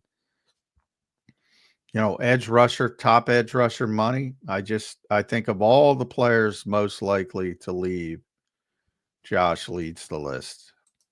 Good stuff there, Johnny Mac. John, what I'm also going to ask you to do with this is, if you're going to predict that they're going to be gone, or at least that's your general feeling at the moment, I want you to give me what you think a good contingency plan would be. So if you lose Josh Sweat, all right, you're going to have Jalix Hunt and Nolan Smith and I guess Bryce Huff under contract. What's the contingency there? Do you look to add an edge? Do you look to draft an edge? Do you think maybe they believe they can get something out of Bryce Huff? I don't think so, but what's the contingency? Well, Howie already said he's stubborn. They're bringing Bryce Huff back, so that's number one. Yeah. They didn't even dress him for the freaking Super Bowl, man. I think he's gone. I mean, he flat out said, I can pull up the quote. I mean, when he told you guys that a week ago? Yeah. I mean, he was adamant. And part of it is he can't trade him. I mean, let's be honest. Yeah, untradeable. Yep. So, you saw what he did with James Bradbury. He's not just cutting him. And he's not going to be able to trade him. So you almost have to. And if they can, the problem is Vic doesn't seem to like him as a player. I know Vic doesn't like him at all. And you can say that Howie Roseman, and then Vic does what he wants. But he'll be back, but they need to add more. They certainly can't count on him. You're drafting 32nd. The home run obviously would be Myles Garrett, but we'll see if that's realistic or not. But they're going to add probably multiple bodies because Brandon Graham's probably going to retire. Yeah, yep. And if you lose Josh Sweat, so they're going to need to add multiple bodies. But you do have very young players in Nolan Smith and Jalix Hunt. Nolan Smith, I think, has now proved that he's entrenched. Even though he didn't have the best Super Bowl, it's interesting. The 2 guys who carried him, like I said, Jalen Carter, Nolan Smith down the stretch, really didn't have their best games in the Super Bowl. But Milton and Josh stepped up. Morrow stepped up. He had a great game. Jalix Hunt had a great game. So, they have some, they're going to, how he builds this team. They're going to add multiple bodies at edge rusher, probably a draft pick and a veteran. You think that 32 overall pick could be an edge? I have a feeling it's going to be offensive lineman. Well, I have a feeling they're going to trade out. Oh, really? Yeah, I mean, 32. It depends on 32. Depends on how the board falls, because it's valuable to other people. Like Lamar Jackson trade, exactly. We get the 5th year option, right? So if you have that type of situation, Howie will take advantage of it. Right. It can oddly be a valuable first round pick, 32. Yeah, and it was very valuable when they won the Super Bowl. Probably not going to be as valuable this this time. But you never know if one of those quarterbacks is sort of a bridge pick and somebody wants that fifth-year option. You can really take advantage of it. And then from Howie's perspective, there's certain, and I've talked to him about this in the past, there's certain positions you want the fifth-year option, and there's certain positions you don't want the fifth-year option. So if he thinks the best player there is at a position where you don't want the fifth-year option, he'll drop down a few spots. So it's always interesting when he's at the bottom of the first round like that. Right. So we'll see what they do there. Josh Sweat, we think both of us, I agree with you. I think he's going to be gone as well. Zach Bond, John. Zach Bond is my white whale. All right. I'm doing whatever it takes to bring back Zach Bond because I truly believe you have all the other core pieces of the defense locked down, with the exception of a linebacker. And Zach Bond is that guy. If you look in the secondary, obviously you got Quinion and Cooper. If you look at the safeties, CJ's under contract, and I think Reed's already coming back. If you look at the defensive line, you got Nolan Smith and Jalen Carter. And really, even Moro Ojomo made some plays this year. So a couple of those guys. You got everything locked up. You got nothing at linebacker. And the Nakobe Dean injury is a little nerve-wracking. Zach Bond is my white whale. What do you say about Zach Bond? Yeah, he's going to be back. Howie's going to pay him. And I think it's a two-way street in the fact that, Zach Bond realizes, A, this is the team that gave him the opportunity. B, Vic Fangio is a big part of it. And the Eagles the Eagles are willing to pay people when they deserve it. And he proved that he deserved it.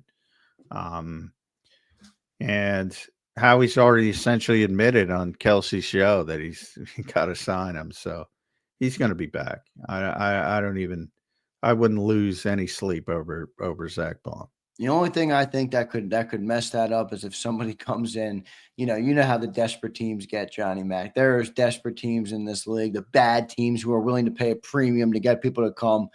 Jaguar, somebody like that, and they're just like, "Here's." I don't think it's even going to get. Here's $22 million. Come on down. I don't know. I don't even think it's going to get to actual free agency for Zach Bond. I think. Can you do it before with him? Yeah. Yeah. Okay, I didn't know. I thought once you got to this point, you now have to wait. I didn't know. No. You can sign anybody when you want before free agency starts if you can get it done. But I don't even think he'll hit actual free agency. That would be my guess. All right, interesting stuff there. So we think Zach Baum will be back. I agree with Johnny Mac there. I told you guys he's my white whale. I'll do whatever it takes to bring him back. Mekhi Becton, John, interesting one here because the Eagles have really been really good at turnover on the offensive line. And if you're pinching numbers, if you got extensions coming up, you want to bring back Zach Baum. I think there's a question there with Mekhi Becton, as good as he has been. How do you see it playing out with Mekhi Becton?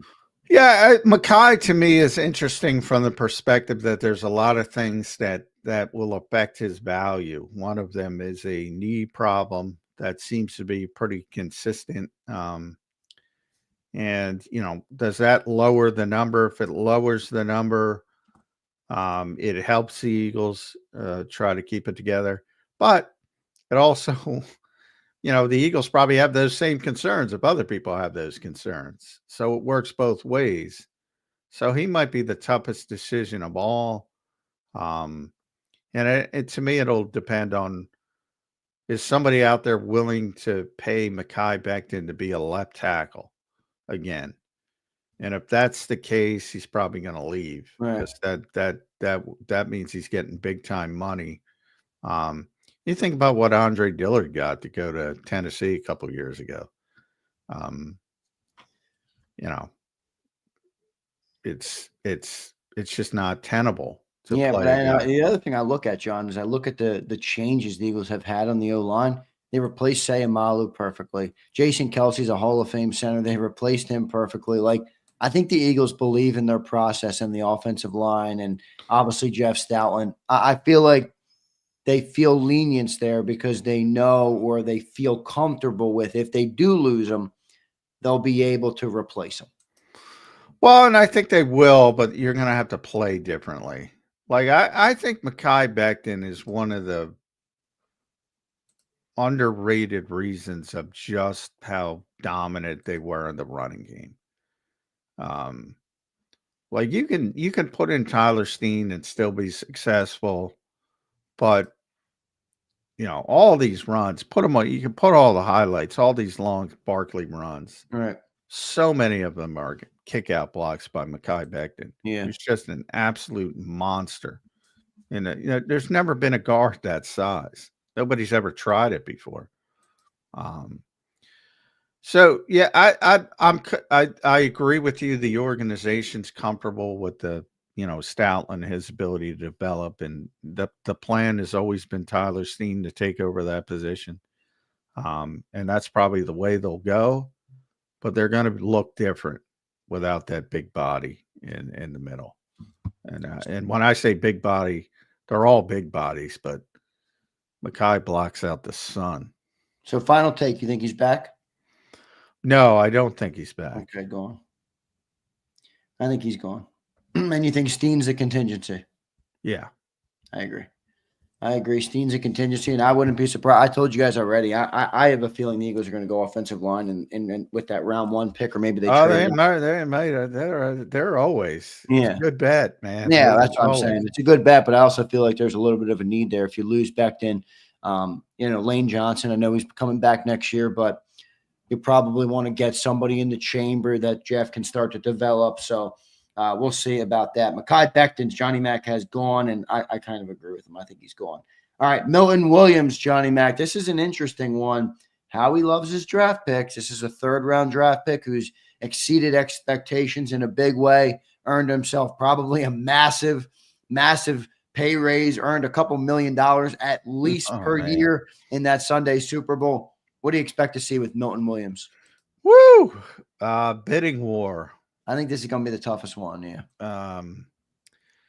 Look, Milton, and I guarantee you the Eagles have been trying to sign Milton Williams this entire time. Yeah. And he just bet on himself, and he won. And he's going to get the free agency, I believe, and he's going to get $20+ million a year. And so gone is what you're saying.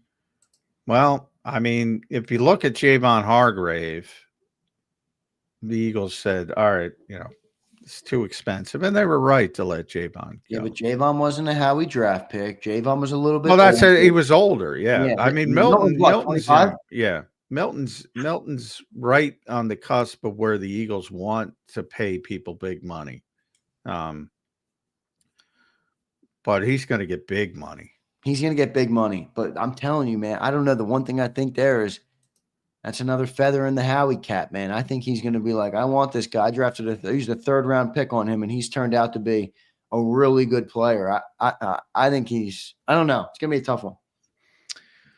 Yeah, I if it gets up to 23, 24, 25. Too many extensions coming up in the future. Yeah, and there's going to be some desperate teams. Minnesota, for one, they have no interior defensive line. That's one of the weakest parts of their team. I would expect, and they have a shitload of cap money. I would expect them to go heavily after a player like Milton Williams. Milton's interesting too. He might be the quietest player on the Eagles. The other day he's at a table by himself, and I get along with Milton because I went to his youth football camp here in South Jersey. So that's right. I think he likes me because I show up to that stuff, and he's so quiet, in a just a loud locker room, and I don't know.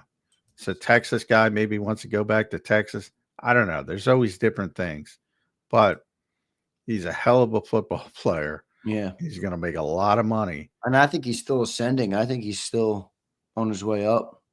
Yeah, he was, I believe he was PFF's top graded Eagle in the Super Bowl. Yeah, he was. But you see, and John, this is what pisses me the fuck off about PFF. Because I'm not a hater. Like some people hate PFF. I think it's a solid resource. How did they had Josh Sweat ranked like so low in PFF in the Super Bowl? How? Oh, did they? I don't know.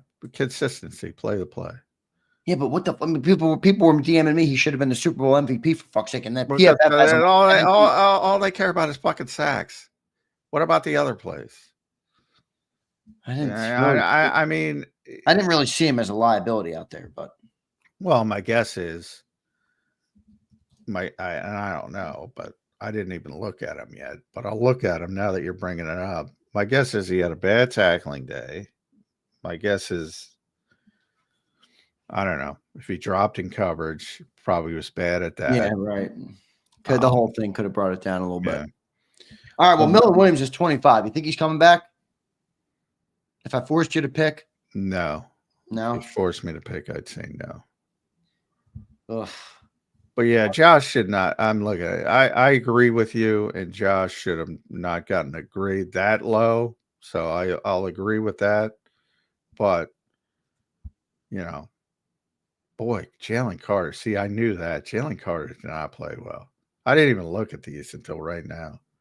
And that was my first thought when I rewatched the game. I go, yeah, fucking the best player on the field didn't even play well, and they destroyed them. And he got a terrible grade. That's probably the worst grade he's ever gotten. And I'm not disagreeing with that one. He did not play well. And you didn't even notice because, I mean, what an amazing game from that defense. Yeah, Jalen Carter was the worst rated defensive player on the Eagles. Yeah, he didn't play well. He really didn't. I know, but that seems a little. Cooper DeJean was the highest. Milton Williams was the second highest. I guess they were tied. Tied. And they're right. I mean, Cooper was unbelievable and Milton was unbelievable. Yeah, and look at the next two, Morrow and Oren Burks. And then you have Avonte Maddox and Isaiah Rodgers. All got Wow, Avonte played 7 snaps. I know, but he did make that play. I was happy for him because he's got a lot of shit. Yeah. And he was, there's a lot of revisionist history on him. People loved him a couple years ago. Look at all the green, though. When you're green, when you're blue, you're phenomenal. But when look at all the green. The Eagles had 13 players in the green. I mean, that's how well they played on defense. 14, really, if you want to count Thomas Booker, who didn't get many snaps. But the only guy I told you, and yeah, Nolan didn't play as well. Reed, I didn't notice being that bad. And Carter, I did notice, did not have a good game. Josh is too low. I'll agree with you there. Yeah, Josh, too good. All right, so wait, Milton Williams is gone, John. What's the contingency there? Is it elevate more of a Jomo and maybe take another late round pick or what? Yeah, it's a very deep defensive tackle draft. It is, and it's the room has some depth too. So you talk about 32. There's another. They're going to go defensive front or offensive line if they're sticking. They may move up, may move down, whatever. But yeah, they're gonna build the way they always do, and they got to add bodies on the defensive front. When you lose a player, if you do lose a player like Milton Williams, yeah, you have to add. And hopefully Moro Ojomo. A lot of it depends on Moro as well. If they think Moro Ojomo's got a chance to take that next step, it makes it a lot easier. He did play very well in the Super Bowl. Yeah. He's been pretty good all year, honestly. Better than I thought he was going to be. I think he was a 7th rounder, wasn't he, 2 years ago? Yeah, 7th round pick. Yeah. So, you look at guys like Moro Ojomo and Jalix Hunt, they have upside. Jalix Hunt, I think, is going to be really good, man. He tortured Joe Thuney in that game. Joe Thuney couldn't block him for shit. Not only in speed either, John. There was one play. He bulled Joe Thuney. He bulled him. Took his left arm up, put it up into his shoulder pads, and bullied the fuck out of him. And Patrick Mahomes had to scramble out of there to get away. Well, they had 30 fucking total pressures. Well, I'm just saying, you didn't. All right, you have 30 pressures. You think they come from Jalen Carter and Nolan Smith and Josh Sweat? You got Jalix Hunt out there bullying Joe Thuney. Well, I wouldn't get too excited about it. I'm excited about it. Well, that Joe's not a left tackle. Part of the I don't give a shit. Well, you This guy was should. playing safety like 3 years ago, John. Yeah, but that's my point. You can't get caught up in one game. If the guy's playing left tackle out of necessity, he's a left guard. If you go against the fucking Werfs of the world and the Darasols of the world, you're getting fucking stoned. But that's not a good comp because What do you mean it's not a good comp? That's not every player is not that good, John. When you take the best defensive lineman, though, Chris Jones was a nothing burger in the Super Bowl because our offensive line is great. Does that mean he's a bad player?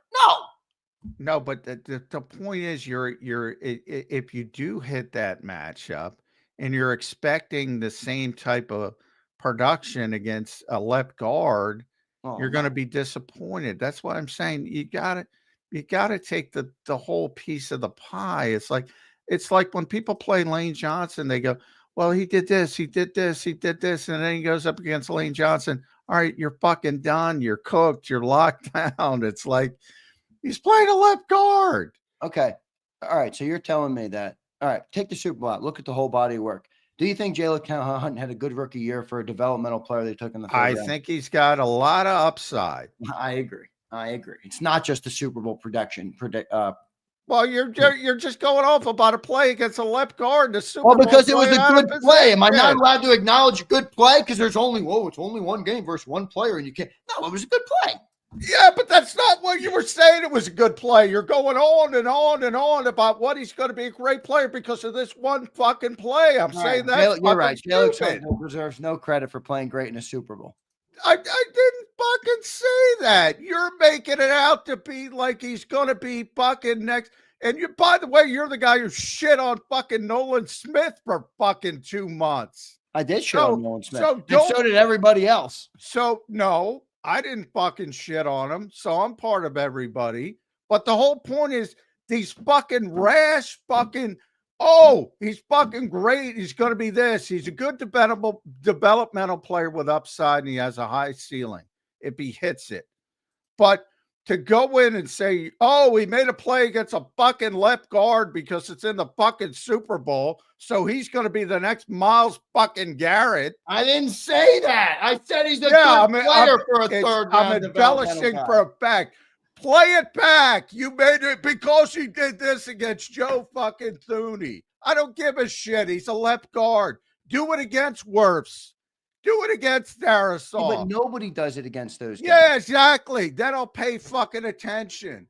The best left tackles in this league. That doesn't make sense, though. What do you mean it doesn't make sense? You're crowning him. You're crowning him. I did not crown him. I gave him credit for a good play and said he has good upside as a guy who was taken to be a developmental player. Nobody expected.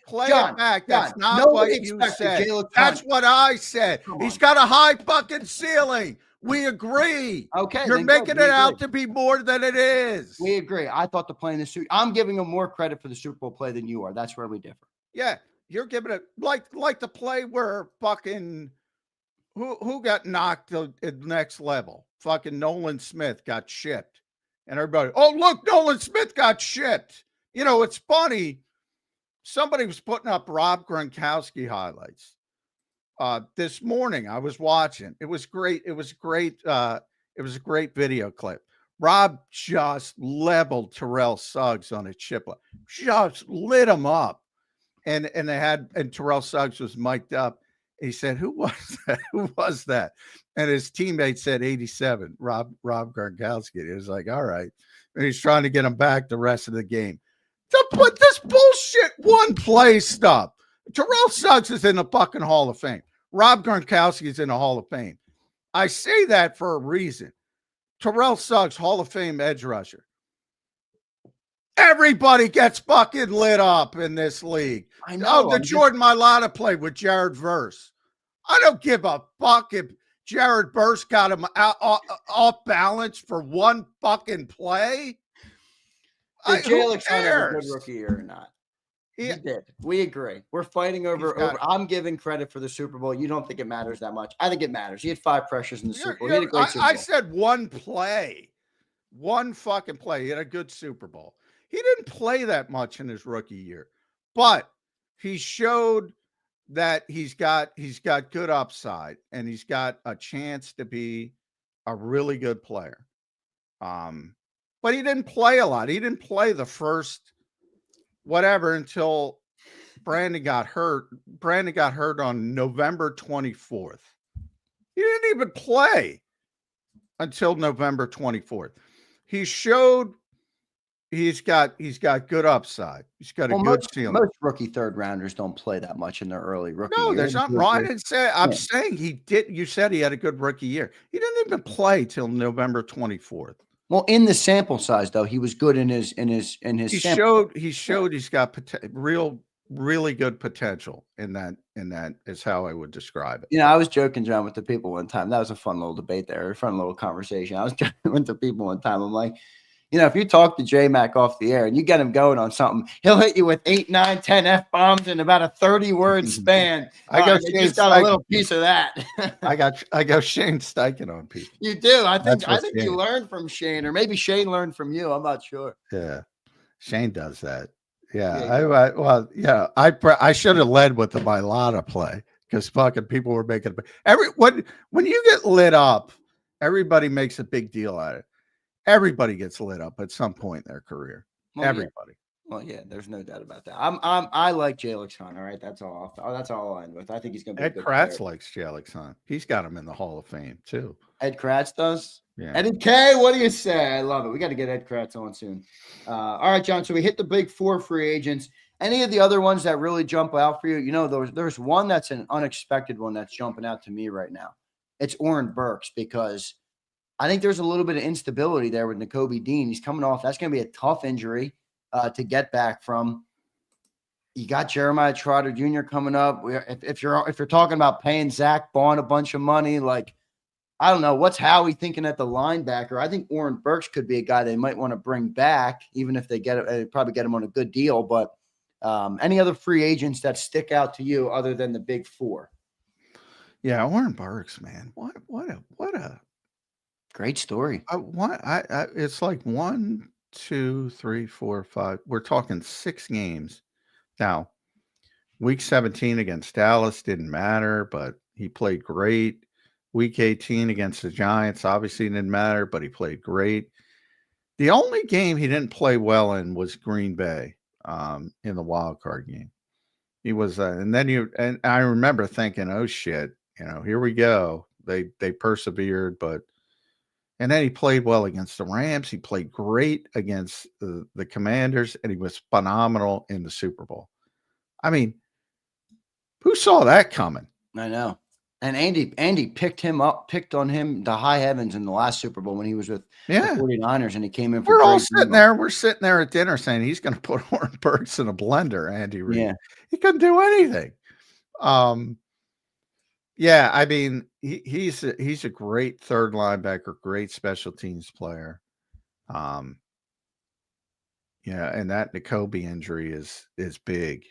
So, I mean, I know you were talking about extensions. Nakobe's not getting an extension. I agree. I think well, we're good. Let's get there. Actually, I mean, you have to. Yeah. I on my sheet I put down. I think they're going to let Nakobe play out his contract. You have to. I mean, it's one of the nasty parts of the industry, but it's just the reality of it. I mean, you got to see if he comes back. That's a very serious injury. You're not going to give him multiple years while he's rehabbing from that injury, unless you're very, very confident, and I mean very confident in your medical staff and all that kind of stuff. So, I don't see it happening. And there's no guarantee he's going to be back week 1. In fact, I'd be stunned if he's going to be back week 1. Now, you also have Jeremiah Trotter Jr., so I think that would be the plan. Yeah. to plug in Trotter. But man, if you can get him on another 1-year deal, but he played well enough to where I think somebody's got to give him 2 years. So Warren? Are you talking about Warren still? Yeah. So I think it's going to be difficult to keep him. Yeah. All right, John, you already said Nakobe Dean. You don't think I agree. I think they let him play out his deal, especially with that injury. Really unfortunate for Nakobe Dean. He was playing so well. Finally kind of had his coming out party this year, which stinks. But Cam Jurgens, I think it's a no-brainer he gets extended. What do you say? Yeah, certainly though they will target him for an extension. And that's one of those things with very similar this year to Milton. To be honest, I'm sure they're going to try to go down the route they typically go down and try to get a cost-effective deal. And if he wants to bet on himself, he can bet on himself. But center's not a position where people get Milton Williams type of money. So I'm pretty sure they'll be able to get something done with Cam Jurgens. And yeah, that's pretty good transition from Jason Kelce to Cam Jurgens. And, he didn't play great in the Super Bowl, but he was fighting through the back injury. He didn't play great because of that back injury, but he's a good player. I think everybody saw enough of Cam Jurgens. Yeah, I did. To understand he's a good player. I suppose you have to have a little bit of concern with back injuries because they can be crazy at times and pop up and be relentless over the years if it goes in a difficult direction. So I put a little bit into that, and as far as you have to see where the back is. But if it's just a normal back injury he's going to get over, then yeah, 100% they're going to get something done with him. Good stuff there, Johnny Mac. John, we hit all the things I wanted to talk about. We're in the last 10 minutes of the show. When you're having fun, the time flies. I thought we had a good high energy show today. We'll work some guests back into this week. A lot of travel, a lot of things going on in the last week. And we appreciate all of our great viewers for sticking with us, being here all year long, all week long, all season long. Thanks all you guys. You guys we really had a great year on Birds 365. So thank you all so much. Our best year viewership wise, which wasn't sure if that was going to happen. We had some changes. Obviously, I took over the hosting this year. So big thanks to all of our great people who have been here for a long time, and any of the new people that we've added this year. We appreciate all you guys. John, I do want to say, and I don't know, maybe you can bring me back to earth on this, or at least try. I think the future looks really bright for this team, man. I think this team is young. I think they are looking at, obviously, things have to go your way. I understand injuries. I understand all sorts of things can happen in any given football season. But I think this team has a chance to have a real golden era of a lot of winning in the next couple of years with the way they're set up right now, the way their contracts are set up, the way their age is set up. I feel really good about where the Eagles are. And I would say that Super Bowl might have been the start rather than the end. Is that an over-exaggeration? What say you? Well, I thought it already started really back in 2022. I think we're already in it as observers, not as we. And right, you have been saying that this is a special period in Eagles history. Yep. Yeah, I think this is not the start. I think that you're in it. You might be in the eye of the hurricane. Yeah. Yeah, it's been going on for a while for people that haven't noticed. The only outlier, the weird outlier, I think people get bogged down at losing 6 of 7 last year. Man, they were 10-1 last year. This is an unbelievable run of success. And that being the little blemish that I think hides it to certain people. But this has been a really good team for a really long time. As you mentioned, very young, set up for the long term, best GM in the business, perhaps, manipulates rosters better than anybody. Quarterback who still has room to grow on top of the success he's already had. Yep, young, 26. Best offensive line in the game. One of the best defensive fronts in the game, best defensive coordinator in the game.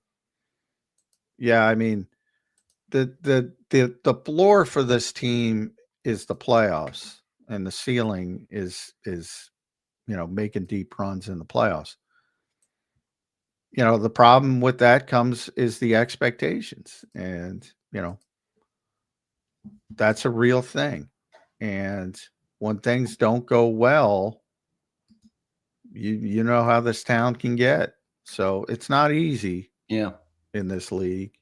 Never is. and that's you're going to have again, this is already a 3-year window that's going to extend into 4 and maybe 5 and maybe 6. And you're going to have years where you don't meet expectations. And then all the other stuff comes in. Like, you're going to fire Brian Johnson. You're going to fire Alex Tanny. And how are you going to replace him? And how, you got to get those things right. So this was a special offseason, I would say, for the Eagles. So many decisions went right.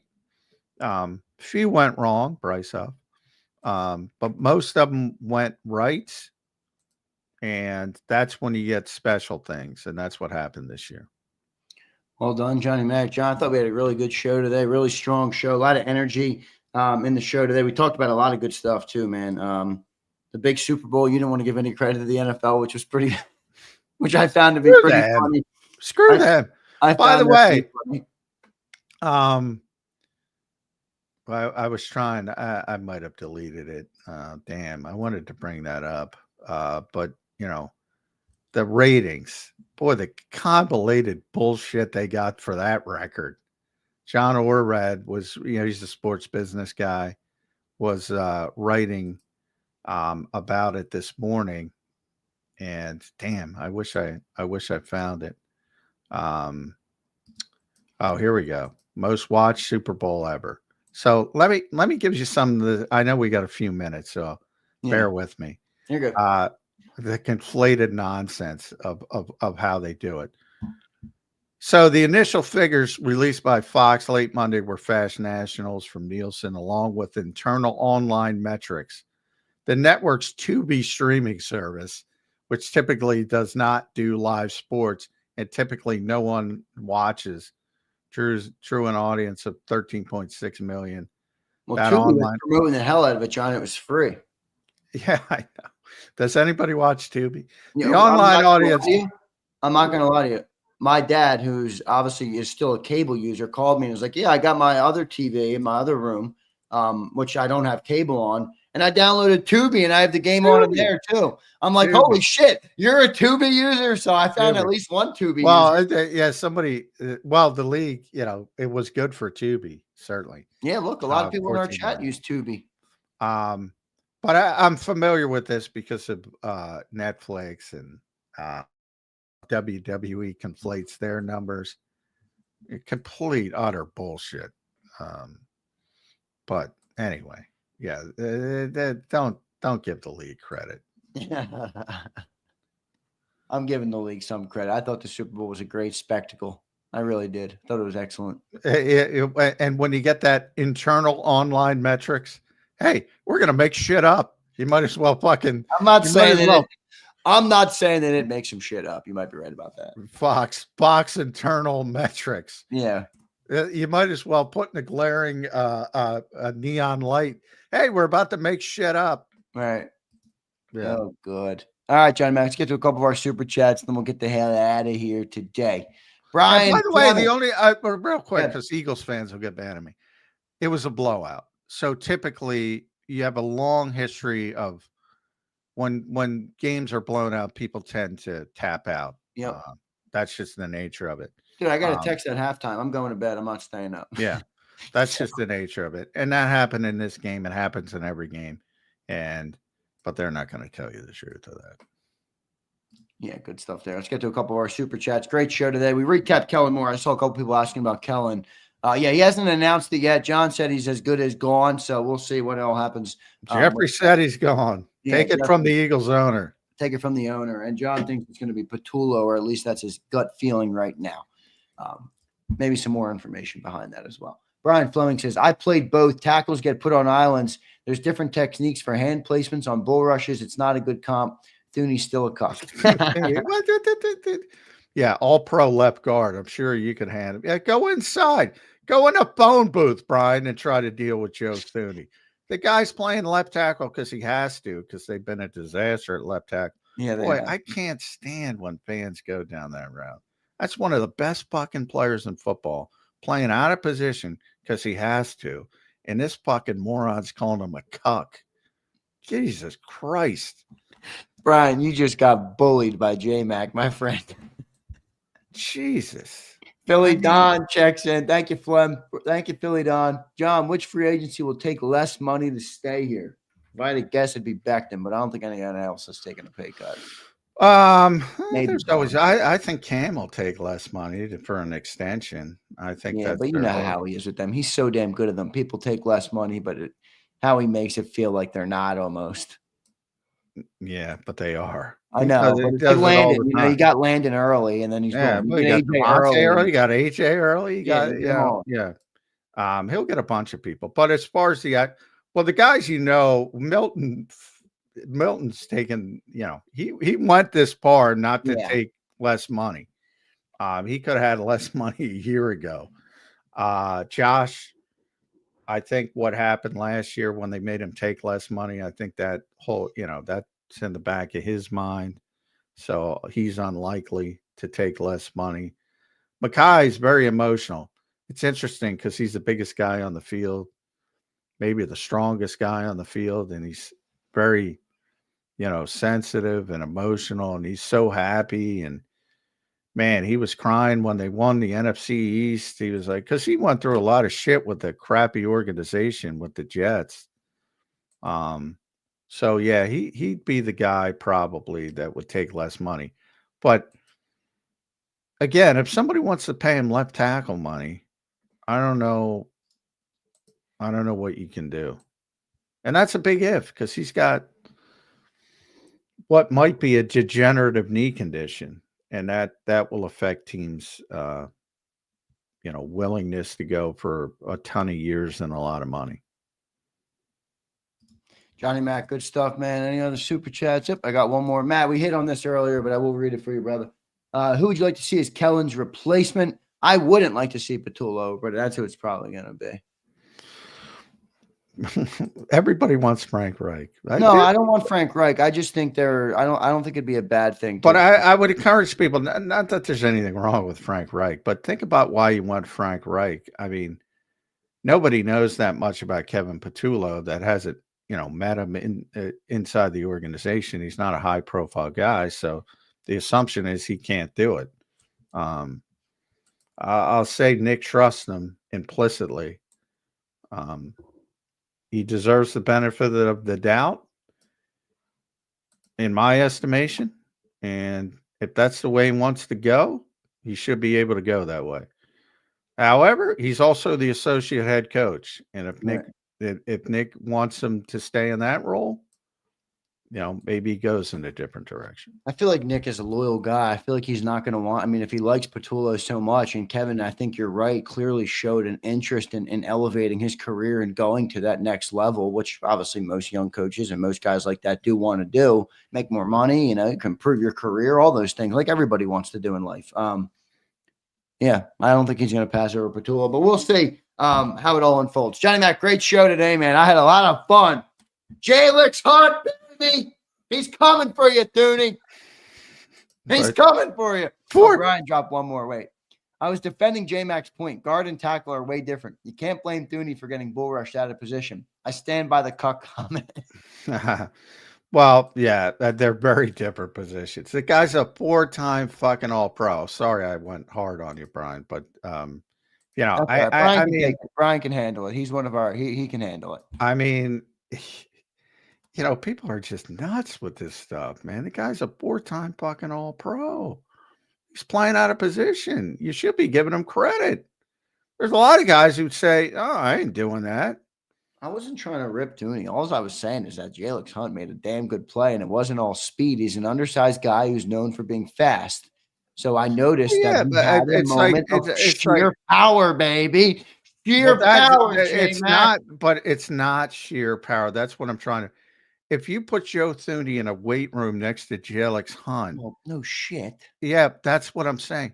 Same thing with Jared Verse and Jordan Mailata. It's the same fucking thing. Yeah, right. There's if leverage. You get the big, strong guy off balance, yeah, you can make him look like that. But the other guy's far more powerful. That's all I'm trying to say. Yeah, I get it. I like Jay. I think J-Licks Hunt's going to be good. So we'll see how it all plays out. Johnny Mac, great show today, man. Your final thoughts on this Tuesday edition Eagles are Super Bowl champions. I think we've already basically turned the page. That's what I was telling people all in the lead up to the Super Bowl. Enjoy this moment, because when you get to the top of the mountain, I've had this problem my whole life. You get there and you're like, well, what the fuck? Where the fuck do I go now? And that's kind of, I think, the feeling that at least. Hey, 90% of the people on my flights yesterday were Eagles fans, so I had to deal with that nonsense. But that's another conversation. But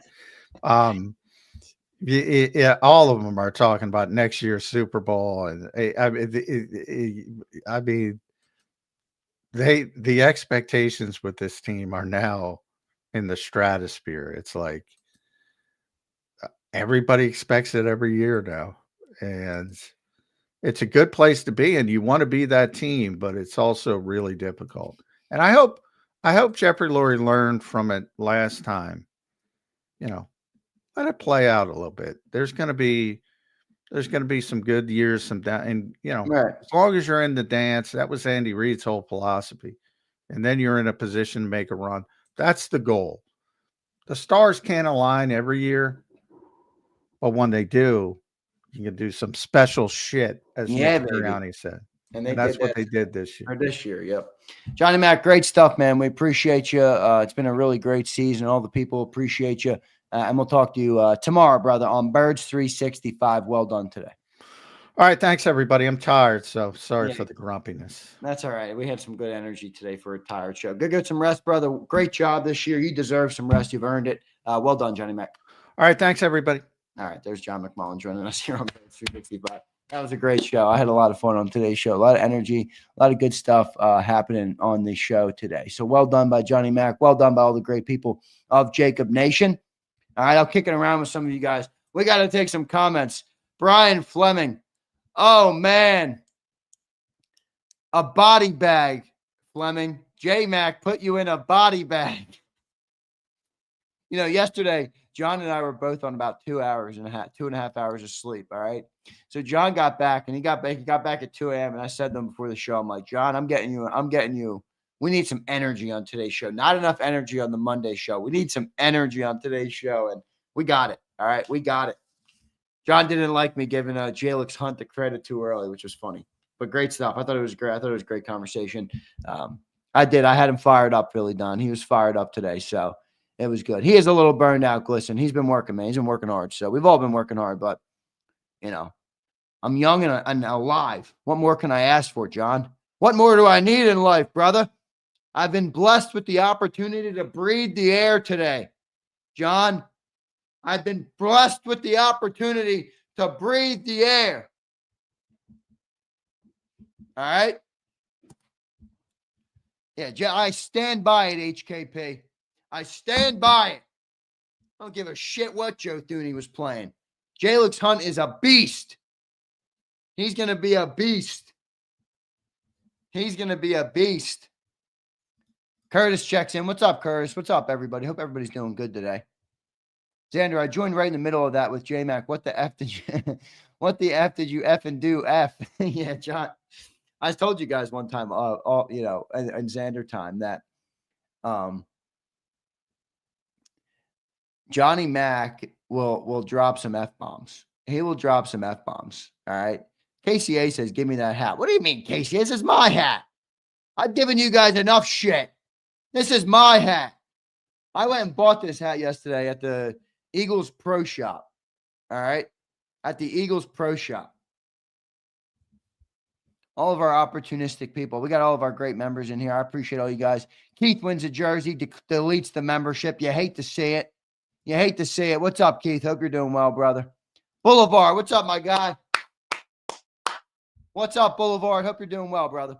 He says, brother, all I've been watching is the media switch up and give Hurts credit and praise. This Eagles team, one week they love you, another day they hate you. Well, that's the truth, man. Look, Boulevard, we can relate a little bit to it as Eagles fans. Now, we're allowed to do it because we're Eagles fans.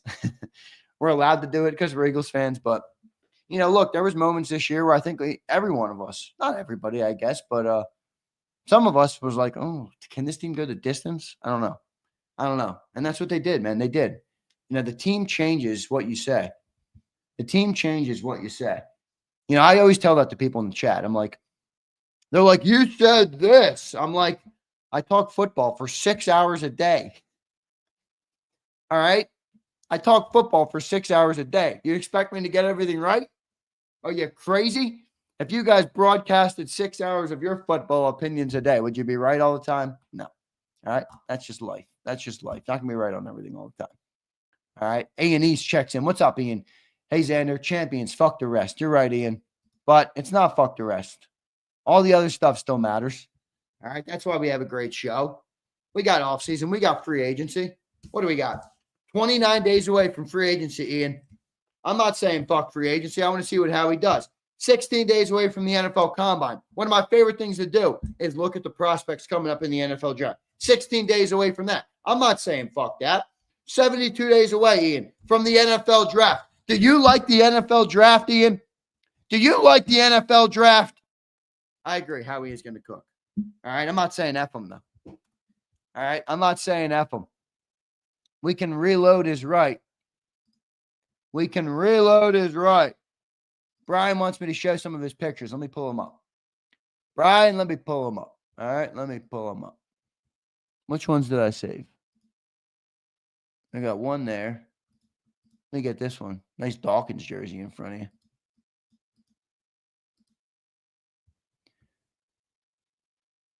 All right, here we go. Brian Fleming was at the game. The guy who just got abused by McMullen. Brian, you know I'm messing with you. Brian, you got abused by McMullen today, bro. He freaking torched you, Flem. Flem, nothing you can do. Nothing you can do about it, my guy. Johnny Mac put you in a blender. He put you in a blender. Look, here's pick number 1 from Fleming. Oh, that's a little zoomed in. Scroll down a little bit. Check that out. Check that out. The green and white confetti falling. Super Bowl champions up on the Chiron. Right below a picture of Mahomes. Eagles fans cheering on. You can see if you look. Whoa, that's zoomed in really far. Let me zoom out a little bit. Who's up there? You can see there's Mailata, there's Jordan Davis, Isaiah Rodgers, Landon Dickerson, there's Juergens, there's Quinyon Mitchell, Johnny Wilson, who had a shitty play in the Super Bowl. Did you guys see that? The drop in the Super Bowl? That's a great photo. That is a great photo. A really good photo. Let's look at the next photo. Let's look at the next photo Fleming sent me. This is Fleming, was this next one your seat? Was this one your seat? That's a good seat, bro. There's Fleming from inside the stadium. All right, Fleming from inside the stadium. Check that out. Check that out. Johnny Wilson caught one pass all year. Yeah, he had that drop in the Super Bowl, and it just looked so ugly, dirty. I'm not trying to beat up on him. We're Super Bowl champions. I don't need to beat up on Johnny Wilson today. All right, I like Johnny. But, yeah, you know, remember people used to talk about him as being like this big body red zone guy. And I was one of them. Oh, no, that's where you entered. Okay. Flem, you got a pick from your seat? Wait, did you send me any more? Let me see if I Oh, I got it. I got it. Now, this was your seat. Wow, even better. Even better. I'll get it.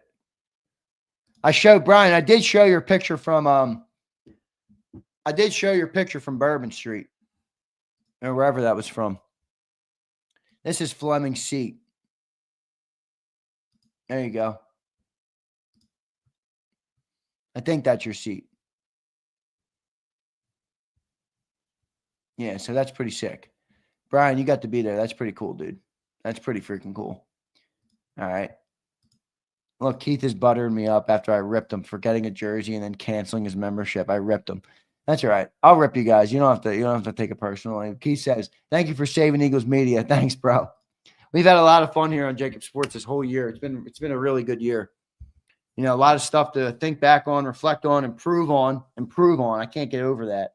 That's all I think about. How do I improve? How do we make the channel better? How do I improve? That's all I think about. It keeps me up at night. It keeps me up at night. Yeah, nice seat, Brian. That's a great seat. I showed your picture from Bourbon, too. All the Eagles fans everywhere. I'm sure the experience was incredible down there, Fleming. All right, everybody, I'm going to get out of here. I did want to take a couple of comments, but there's not many coming in, so that's all right. I appreciate all of you guys. What I'm going to try and do, I'm waiting to hear from my guy. I'm trying to go and get some more giveaway stuff. I obviously want to keep doing that. So we'll do that. Eagles Nest says, damn, we flaming Wilson, which looks like, I guess, Brandon Howard. Brandon, I ripped you earlier in the show. I love you, brother, but our chat box is not a place to promote. All right. I don't spend all my money and build a community so you can promote shit. All right. I appreciate you, though. He says, we flaming Wilson? Yes, I'm flaming Wilson. It was a shitty drop. I don't care. He's been a good run blocker. All right. He's been a good run blocker, but all right, what do you want to give him, a fucking cookie? You sound like me talking about Jalix Hunt. Sound like me talking about Jalix Hunt. Yeah, good. Yeah, confetti. William Stark says, I like the confetti falling on the Chiefs players. Well done, William. Well done, William. Dirty Air says, brick hands Wilson. Dirty Air, there were some bricks. Some bricks. Some bricks. David Ash, I will. What's your business? I'll shout you out. I'll shout you out. No, I do see that in other channels, though, and I'm like, these people, come on, man. It's not the spot. Not the spot to do that. That's all right. I wasn't trying to rip on Brandon.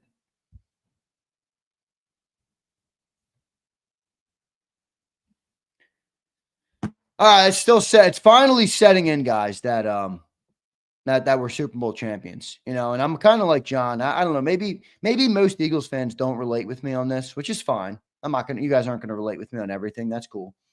But I don't know. I've always been the type of person to like, I'm super pumped. This will live in history forever. There's no doubt about it. I love the hat I'm wearing. I love everything about it. But I can't sit here and just like celebrate every day. I can't. That's not the way I'm wired. It's never been the way I'm wired. Even back when I was a youngster and we won the championship when I was playing AAA hockey. You know, I want more. I'm with you, HKP. I just don't think about. I don't like. I mean, what are we supposed to do? Sit here and talk all day about how great it was that they won? I don't know. Josh B, this is how I feel. I don't know. You know, look, I don't think every Eagle fan is going to relate with me on that. Look, we're all our own people. You guys aren't going to relate with me on everything, which is fine. William says, just be who you are. William, I will be, brother. Don't worry. William, I don't know how to be somebody I'm not. I promise. I promise. And I think that's a good thing. I think that's what I think that's relatable for people, man. Brian says, headed to the airport to get cucked by this snow. Love you, Jacob. Love you, Flem. Thank you, brother. Yeah, Johnny Mac ripped you today. Look, that's a badge of honor. There's nothing like getting ripped by Jay. I got ripped by J Mac today, too. Me and you were in the same club. That was hilarious, by the way. All I had to say was Jalix Hunt had a nice play on Joe Thuney, and Johnny Mac went off. He went off. He went freaking off, which is hilarious. Safe travels, Flem. Good stuff, Abe. Safe travels, Flem. Hope you get home, man.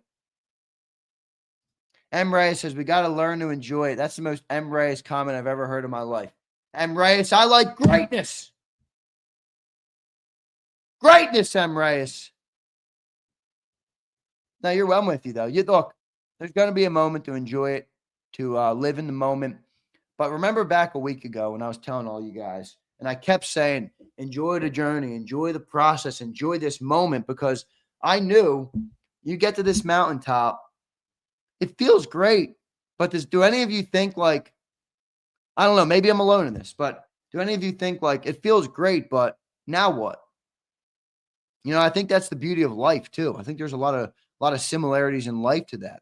You know, I've talked about this with some of what Jalen Hurts talks about too, with the way he's like, you know, he said yesterday, his quote again was great. We haven't arrived. It's all about the process. It's all about the journey. It's all about every single day putting in the work. You know, the results come. The results come. You got to focus on the day, on each day, to getting better and improving. So it's an interesting thing. It's an interesting thing. There is. Jason, this is what I certainly do agree with. There's a weird sense of finality to it. I agree with that for sure. Crawley, I'm with you, though. All right? I'm with you, though, for sure. Yeah, Curtis, you're right, man. Curtis, you're right. Yeah, Kirsten, Kirsten, how do you feel about this? This was something I wanted to ask the people about, which you don't have a chance to do in the moment. It was such an easy win. No drama, no suspense, just belt to ass the whole time. I think it took a little bit of the pop out of the postgame show. Not pop, but you went on a final play. It's like there's so much emotion. There's so much things that go into it. Like, bro, I knew we were winning that game at the end of the first quarter. The end of the first quarter. It did feel good, Abe. It did feel good.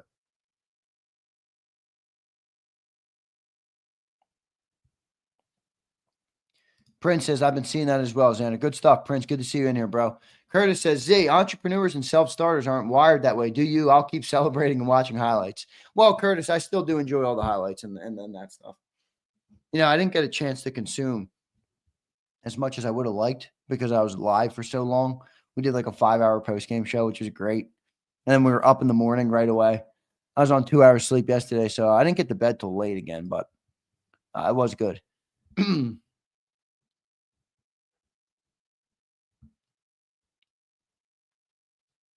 I agree, Prince. Prince says we need to defend our championship next season to prove that we have truly arrived.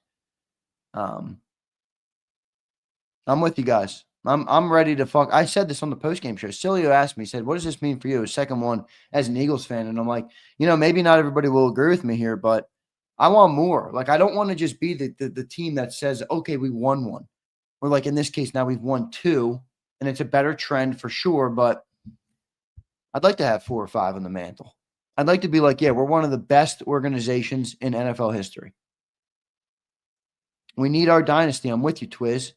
The Cowboys have their dynasty. The Giants got their 2 rings with Eli Manning. It wasn't really a dynasty, but you know what I'm saying. Even the Commanders had their moments of being great, the Redskins. Prince, you're right. Yeah, Prince, Jalen really speaks a lot of – he's a smart cat, bro. He's a smart dude, man. He says a lot of good stuff. He says, Jalen stated that while money is good, winning championships is better, no doubt. The money is nice, championships are better, he said. That was a great quote. Great quote from Jalen Hurts. My favorite quote is when you look yourself in the mirror as a man and you focus on the things you can control, that's how you get better. I love that quote. I love that quote. And then the other one I love is, I didn't walk through all the fire just to smell the smoke. I didn't walk through all the fire just to smell the smoke. Yeah, he is. He's an old soul. He's a smart. He's good, man. I like the way he's wired. That's a good one. I had a purpose before everybody had an opinion. He dropped that again yesterday, Abe. He dropped that again yesterday. By the way, I was cracking up. Did you guys see the video of Jalen on a roller coaster in Disney World? Now, I don't know about you guys. Maybe I'm my own version of a curmudgeon here. All right. I was laughing so hard though, but I was like, no way in hell that Jalen Hurts just won a Super Bowl and the first thing he wanted to do was go and ride a roller coaster in Disney World. There's no way. There's no way he wanted to do that. He was even locked in on the roller coaster. He's like, it was hilarious. Yeah, I'm not a big Disney guy. Although I will rip yeah, he is. He was locked in. His Jordan commercial was great. Jordan commercial was awesome, dude. I love Jordan. The Jordan brand is so cool. It really is. It's so dope. If I was an athlete, I would try and get sponsored by Jordan. And that's exactly what I would try and do. I would try and get sponsored by Jordan. Not Nike, not Adidas, definitely not Adidas. Do I look like an Adidas guy to you? Definitely not Adidas. I'd go Jordan. Philly Don says, did you see the Mahomes video I sent you? I did not. Yeah, everybody who's emailed me, look, I do want to say something because I know a lot of you guys reach out to me, which I love, by the way. I love talking to the great people of JAKIB Nation. It's one of my favorite things. I have been behind on my emails for probably 5 days now. And also some people who won giveaways last week, all right? I haven't sent those out yet. Like I was locked in for the Super Bowl from Thursday on. All right, so all the giveaways who were early last week, I sent them all because I wanted you to get them before Super Bowl. Once we got to the threshold that they were going to deliver after the Super Bowl, I put them off until this week, and I didn't even do them yesterday because I didn't have enough sleep. I was trying to focus on what I had to accomplish yesterday. So I have a lot of people that I have to get some giveaways out to. Prince, I got Chasen, Fleming, you got yours, I think. I have Crawley. I have Zach Lambert. I didn't send yours yet. Texas T, I didn't order yours yet. Joe High, I didn't order yours yet. Bombay Trippy, I didn't order yours yet. And that's it. All right, so there's a bunch of people. Don't worry. I'll get you all. I'll get you all. I got you written down. I won't forget. I don't forget any of our great people. All right, I won't forget. But you got to be up. We had a Super Bowl to tend to, okay? I had a Super Bowl to tend to, so I didn't get to any of those yet. All right, and everybody who won JAKIB merch last week, Dank Bird Gang, I know you won some. Philly Don, I know you got yours. And the legendary King James, Young James got his, which is great. JT Philly, Zach Lambert got his JAKIB merch.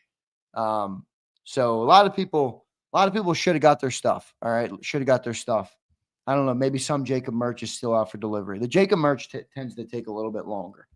The JAKIB merch takes a little bit longer because it's printed. It's made to order, so it's not sitting in a warehouse and they just ship it out. They print it as I order it for you guys. So, all right, it takes a little bit. Yeah, Crowley, I was locked in. I appreciate your patience, bro. I appreciate your patience. HKP says working overtime. There ain't no overtime when you run a business, HKP. When you run a business, morning, noon, and night. I finish up at night. I go and lay down. You know what I think about? I think about JAKIB. I think about how I can build JAKIB. I think about responding to my emails. I think about ordering my giveaways. I think about creating better content. I think about making shorts. I think about hiring an editor. I think about all these things. You know what a brutal feeling was after the season? All right, just being 100% real and transparent with you guys. A brutal feeling after the season for me. Brutal feeling. All right, a brutal feeling was getting to the end of the year, acknowledging that you had a Super Bowl run, all right? And then I look back and I'm like, fuck, man, I missed so much opportunity. Think about all the moments that we've had this year. Think about the moments of, me and John debating on things, talking about Saquon, talking about, how good he was going to be, talking about whether you can win with running the football, talking about, the passing game concerns, all the debates we had, all the great discussion, all the great guests, all the predictions. And I don't have any shorts of those. I don't have any, quick recollection of those other than the long clips that we have on our channel. And I'm like, fuck, man. You're right, Matt. It's learning. It's also personnel, man. I need to hire some people. I need some people in the back end, not people on air. I need people that are good at pulling clips, creating content. You know what I mean? I'm always going to be wired that way. I could be doing everything I wanted to do as perfect as I could envision it, and I'd still have more to do. I think there's a beauty in that. There is a little bit of a beauty in that. You're always going to keep it going, and that's part of the process, right? We just talked about it. There's no end goal. There's no end result. It's just working every day. Johnny Vegas checks in, man. Johnny Vegas. Bird Gang Girl's wearing her hoodie. I love it. Bird Gang Girl, man. I appreciate all your support, and you've been loving your JAKIB merch, so I'm happy for that. I love that. I love hearing that the people like the stuff, Johnny Vegas says, my company's Monday morning meeting, the owner's first words were, well, I know that someone's happy today. I make it known around the office. Well done, Johnny. Are you the only Eagle fan? I guess you might not live in the city.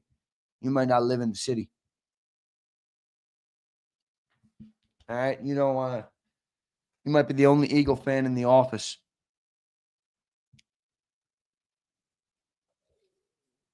I agree. Eagle Nest is all part of the process. You're on God's time. Oh, I always say it, man. Blessed and highly favored. All right. Blessed and highly favored by the man above. Blessed and highly favored by the man above. All right. Yeah, let's go, HKP. I might need to get this made. Rain, sleet, or snow. JAKIB train to go.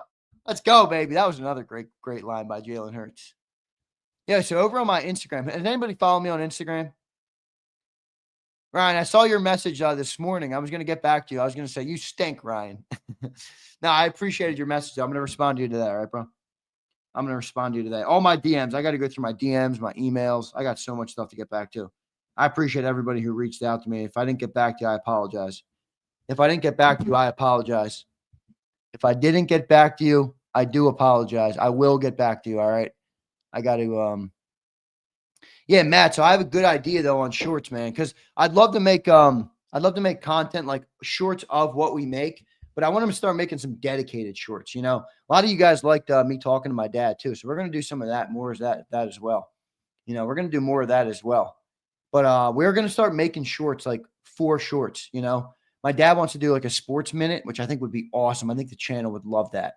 If I did a short every day, you know, not a long form content, a short every single morning or every single day that was Eagles in 60 seconds, 60 to 90 seconds, or sports in 60 to 90 seconds, or Philadelphia sports in 60 to 90 seconds. You know, and we posted that up every morning. I think that would do good. I think you guys would appreciate that. I don't think he deserves anything. I think he's earned everything, brother. My pops is, you know, you guys want, you know, a lot of you guys said to me, you work a lot. Where do you think I get that? Where do you think I get that? I told you guys, there's never been a day in my life where my dad doesn't work. And it's not, you know, a lot of people hear that and they're like, geez, do you have a present father? You know, I grew up playing hockey. Dad never missed a practice, never missed a game. And he works. My dad always, the one thing I've always loved about my dad and like his relationship with his work is that he's always said to me, I don't work, I live. I don't work, I live. Like, I love what I do so much. I don't view it as work. Same thing, Josh B. Same thing. He's still in radio business. He does a lot of back-end stuff for JAKIB Sports. He's going to start doing more content on JAKIB with me. I feel like that would be a great dynamic. But Josh B., he's been in media for 30 years, brother. No, longer than that. 40 years now. Yeah, I have a great picture. I should show you guys a great picture of my dad when he got out of college, sitting on a TV set down in Jacksonville. Yep. So that was cool. That was cool. But he always told me that. He always said, you know, I don't work. I don't feel like I work all day. People always tell me I work, but it's just my life. It's my life, and I love it. And I feel the same way right now. I really do. I could sit here and work on this all day, and it doesn't bother me. It doesn't weigh me down. I don't get burnt out. I feel good. I feel good. All right? I feel good. Abe, life is great every day, brother. Every day I have a chance to wake up.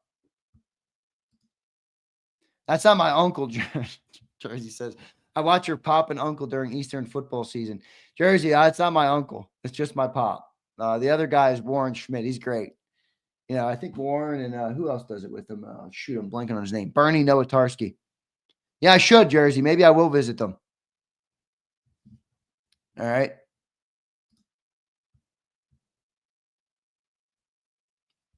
Yeah, good stuff.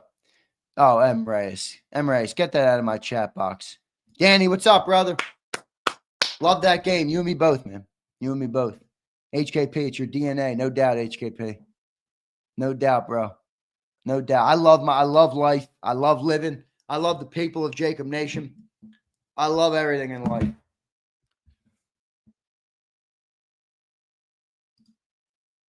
JAKIB shorts. I don't know if I want to see some of these guys' legs. No legs. No legs. I don't know what you're talking about. I'm in the PNW. I'm surrounded by Seahawks. Holy moly. A misnomer, this guy says. Blessed and highly favored by a man above. No, by the good Lord. If you don't believe, that's fine. I'm not here to tell people what to believe or who to believe in or who to pray to. All right. I'm not here. I'm not here to do that. William says, Zander, shorts, variety is the spice of life. Yeah, we're actually working on one. Yeah, Dakota says, how'd you get the hat so fast? Dakota, I got in my truck.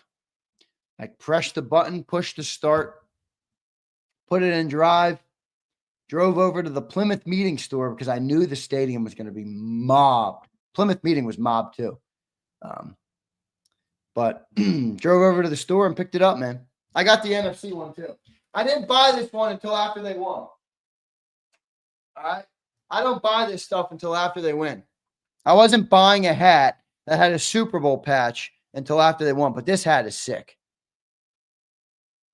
This hat is sick. So I had to buy it. And this hat's sick too. It's really nice. For anybody that got it, it's really nice. It's really nice. Yeah, I'd like to do some hat giveaways. Maybe I'll do some.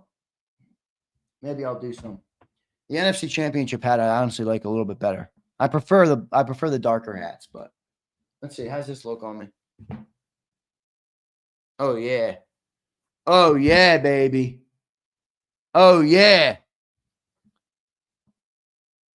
Oh, this is fire. I love the Super Bowl patches. Now we're Super Bowl champions. So this Super Bowl patch will live in history forever for us. He said I paid $52 for the Super Bowl hat. Why'd you pay $52? It's on the Eagle merch site for like $39, I thought. I don't know. I bought both these yesterday. It was $80 for 2 hats. $80 for 2 hats. So, I don't know. You live in Chiefs County. A Super Bowl Kango would be hard. I don't know. I don't normally like to, no, they're not fitted. Snap. I like snaps. I prefer snaps.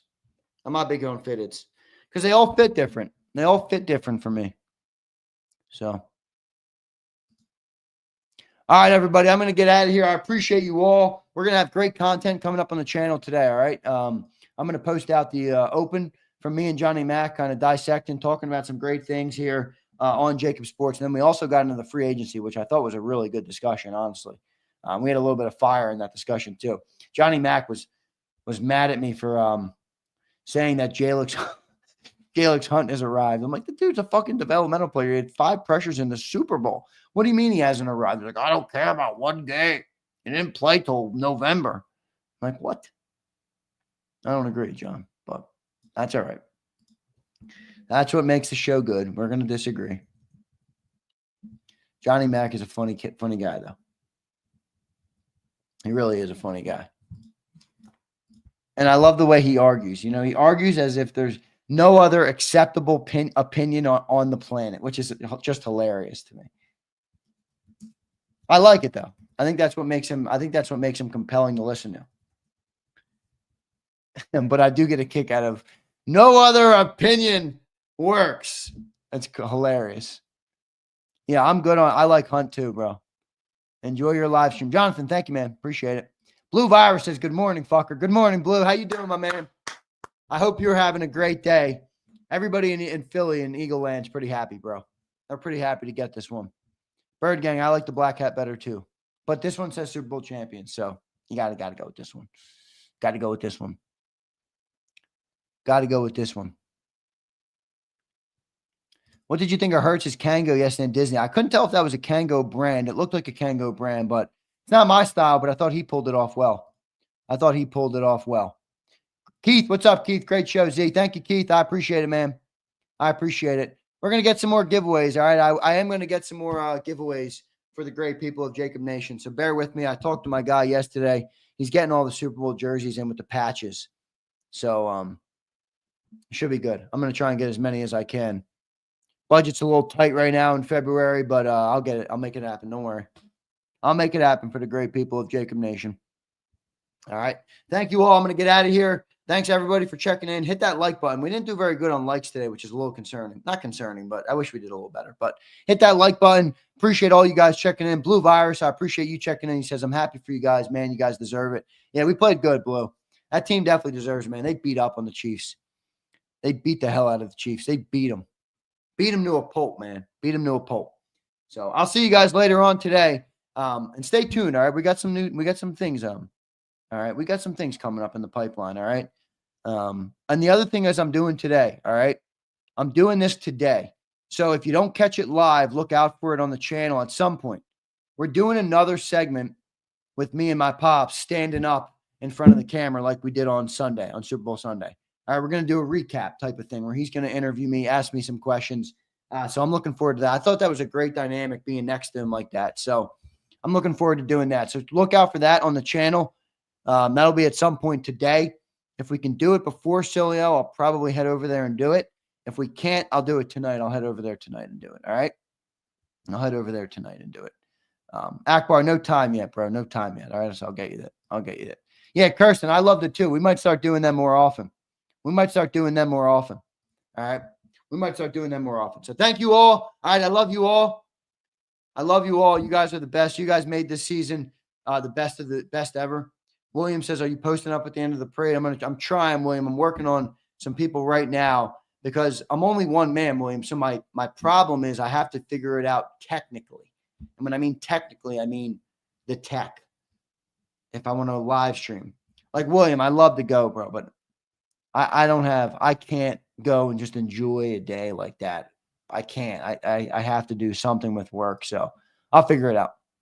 All right. I appreciate y'all. See you next time, everybody. Hit that like button on your way out, by the way. You've been listening to Birds 365, the destination for the passionate Eagles football fan who bleeds green. If it's Eagles football, we're talking about it. Debate inside the locker room and guests that are some of the greatest football minds from around the region. We hope you enjoyed the show. We know we had a blast. Make sure to like, comment, and subscribe, and we'll be back soon.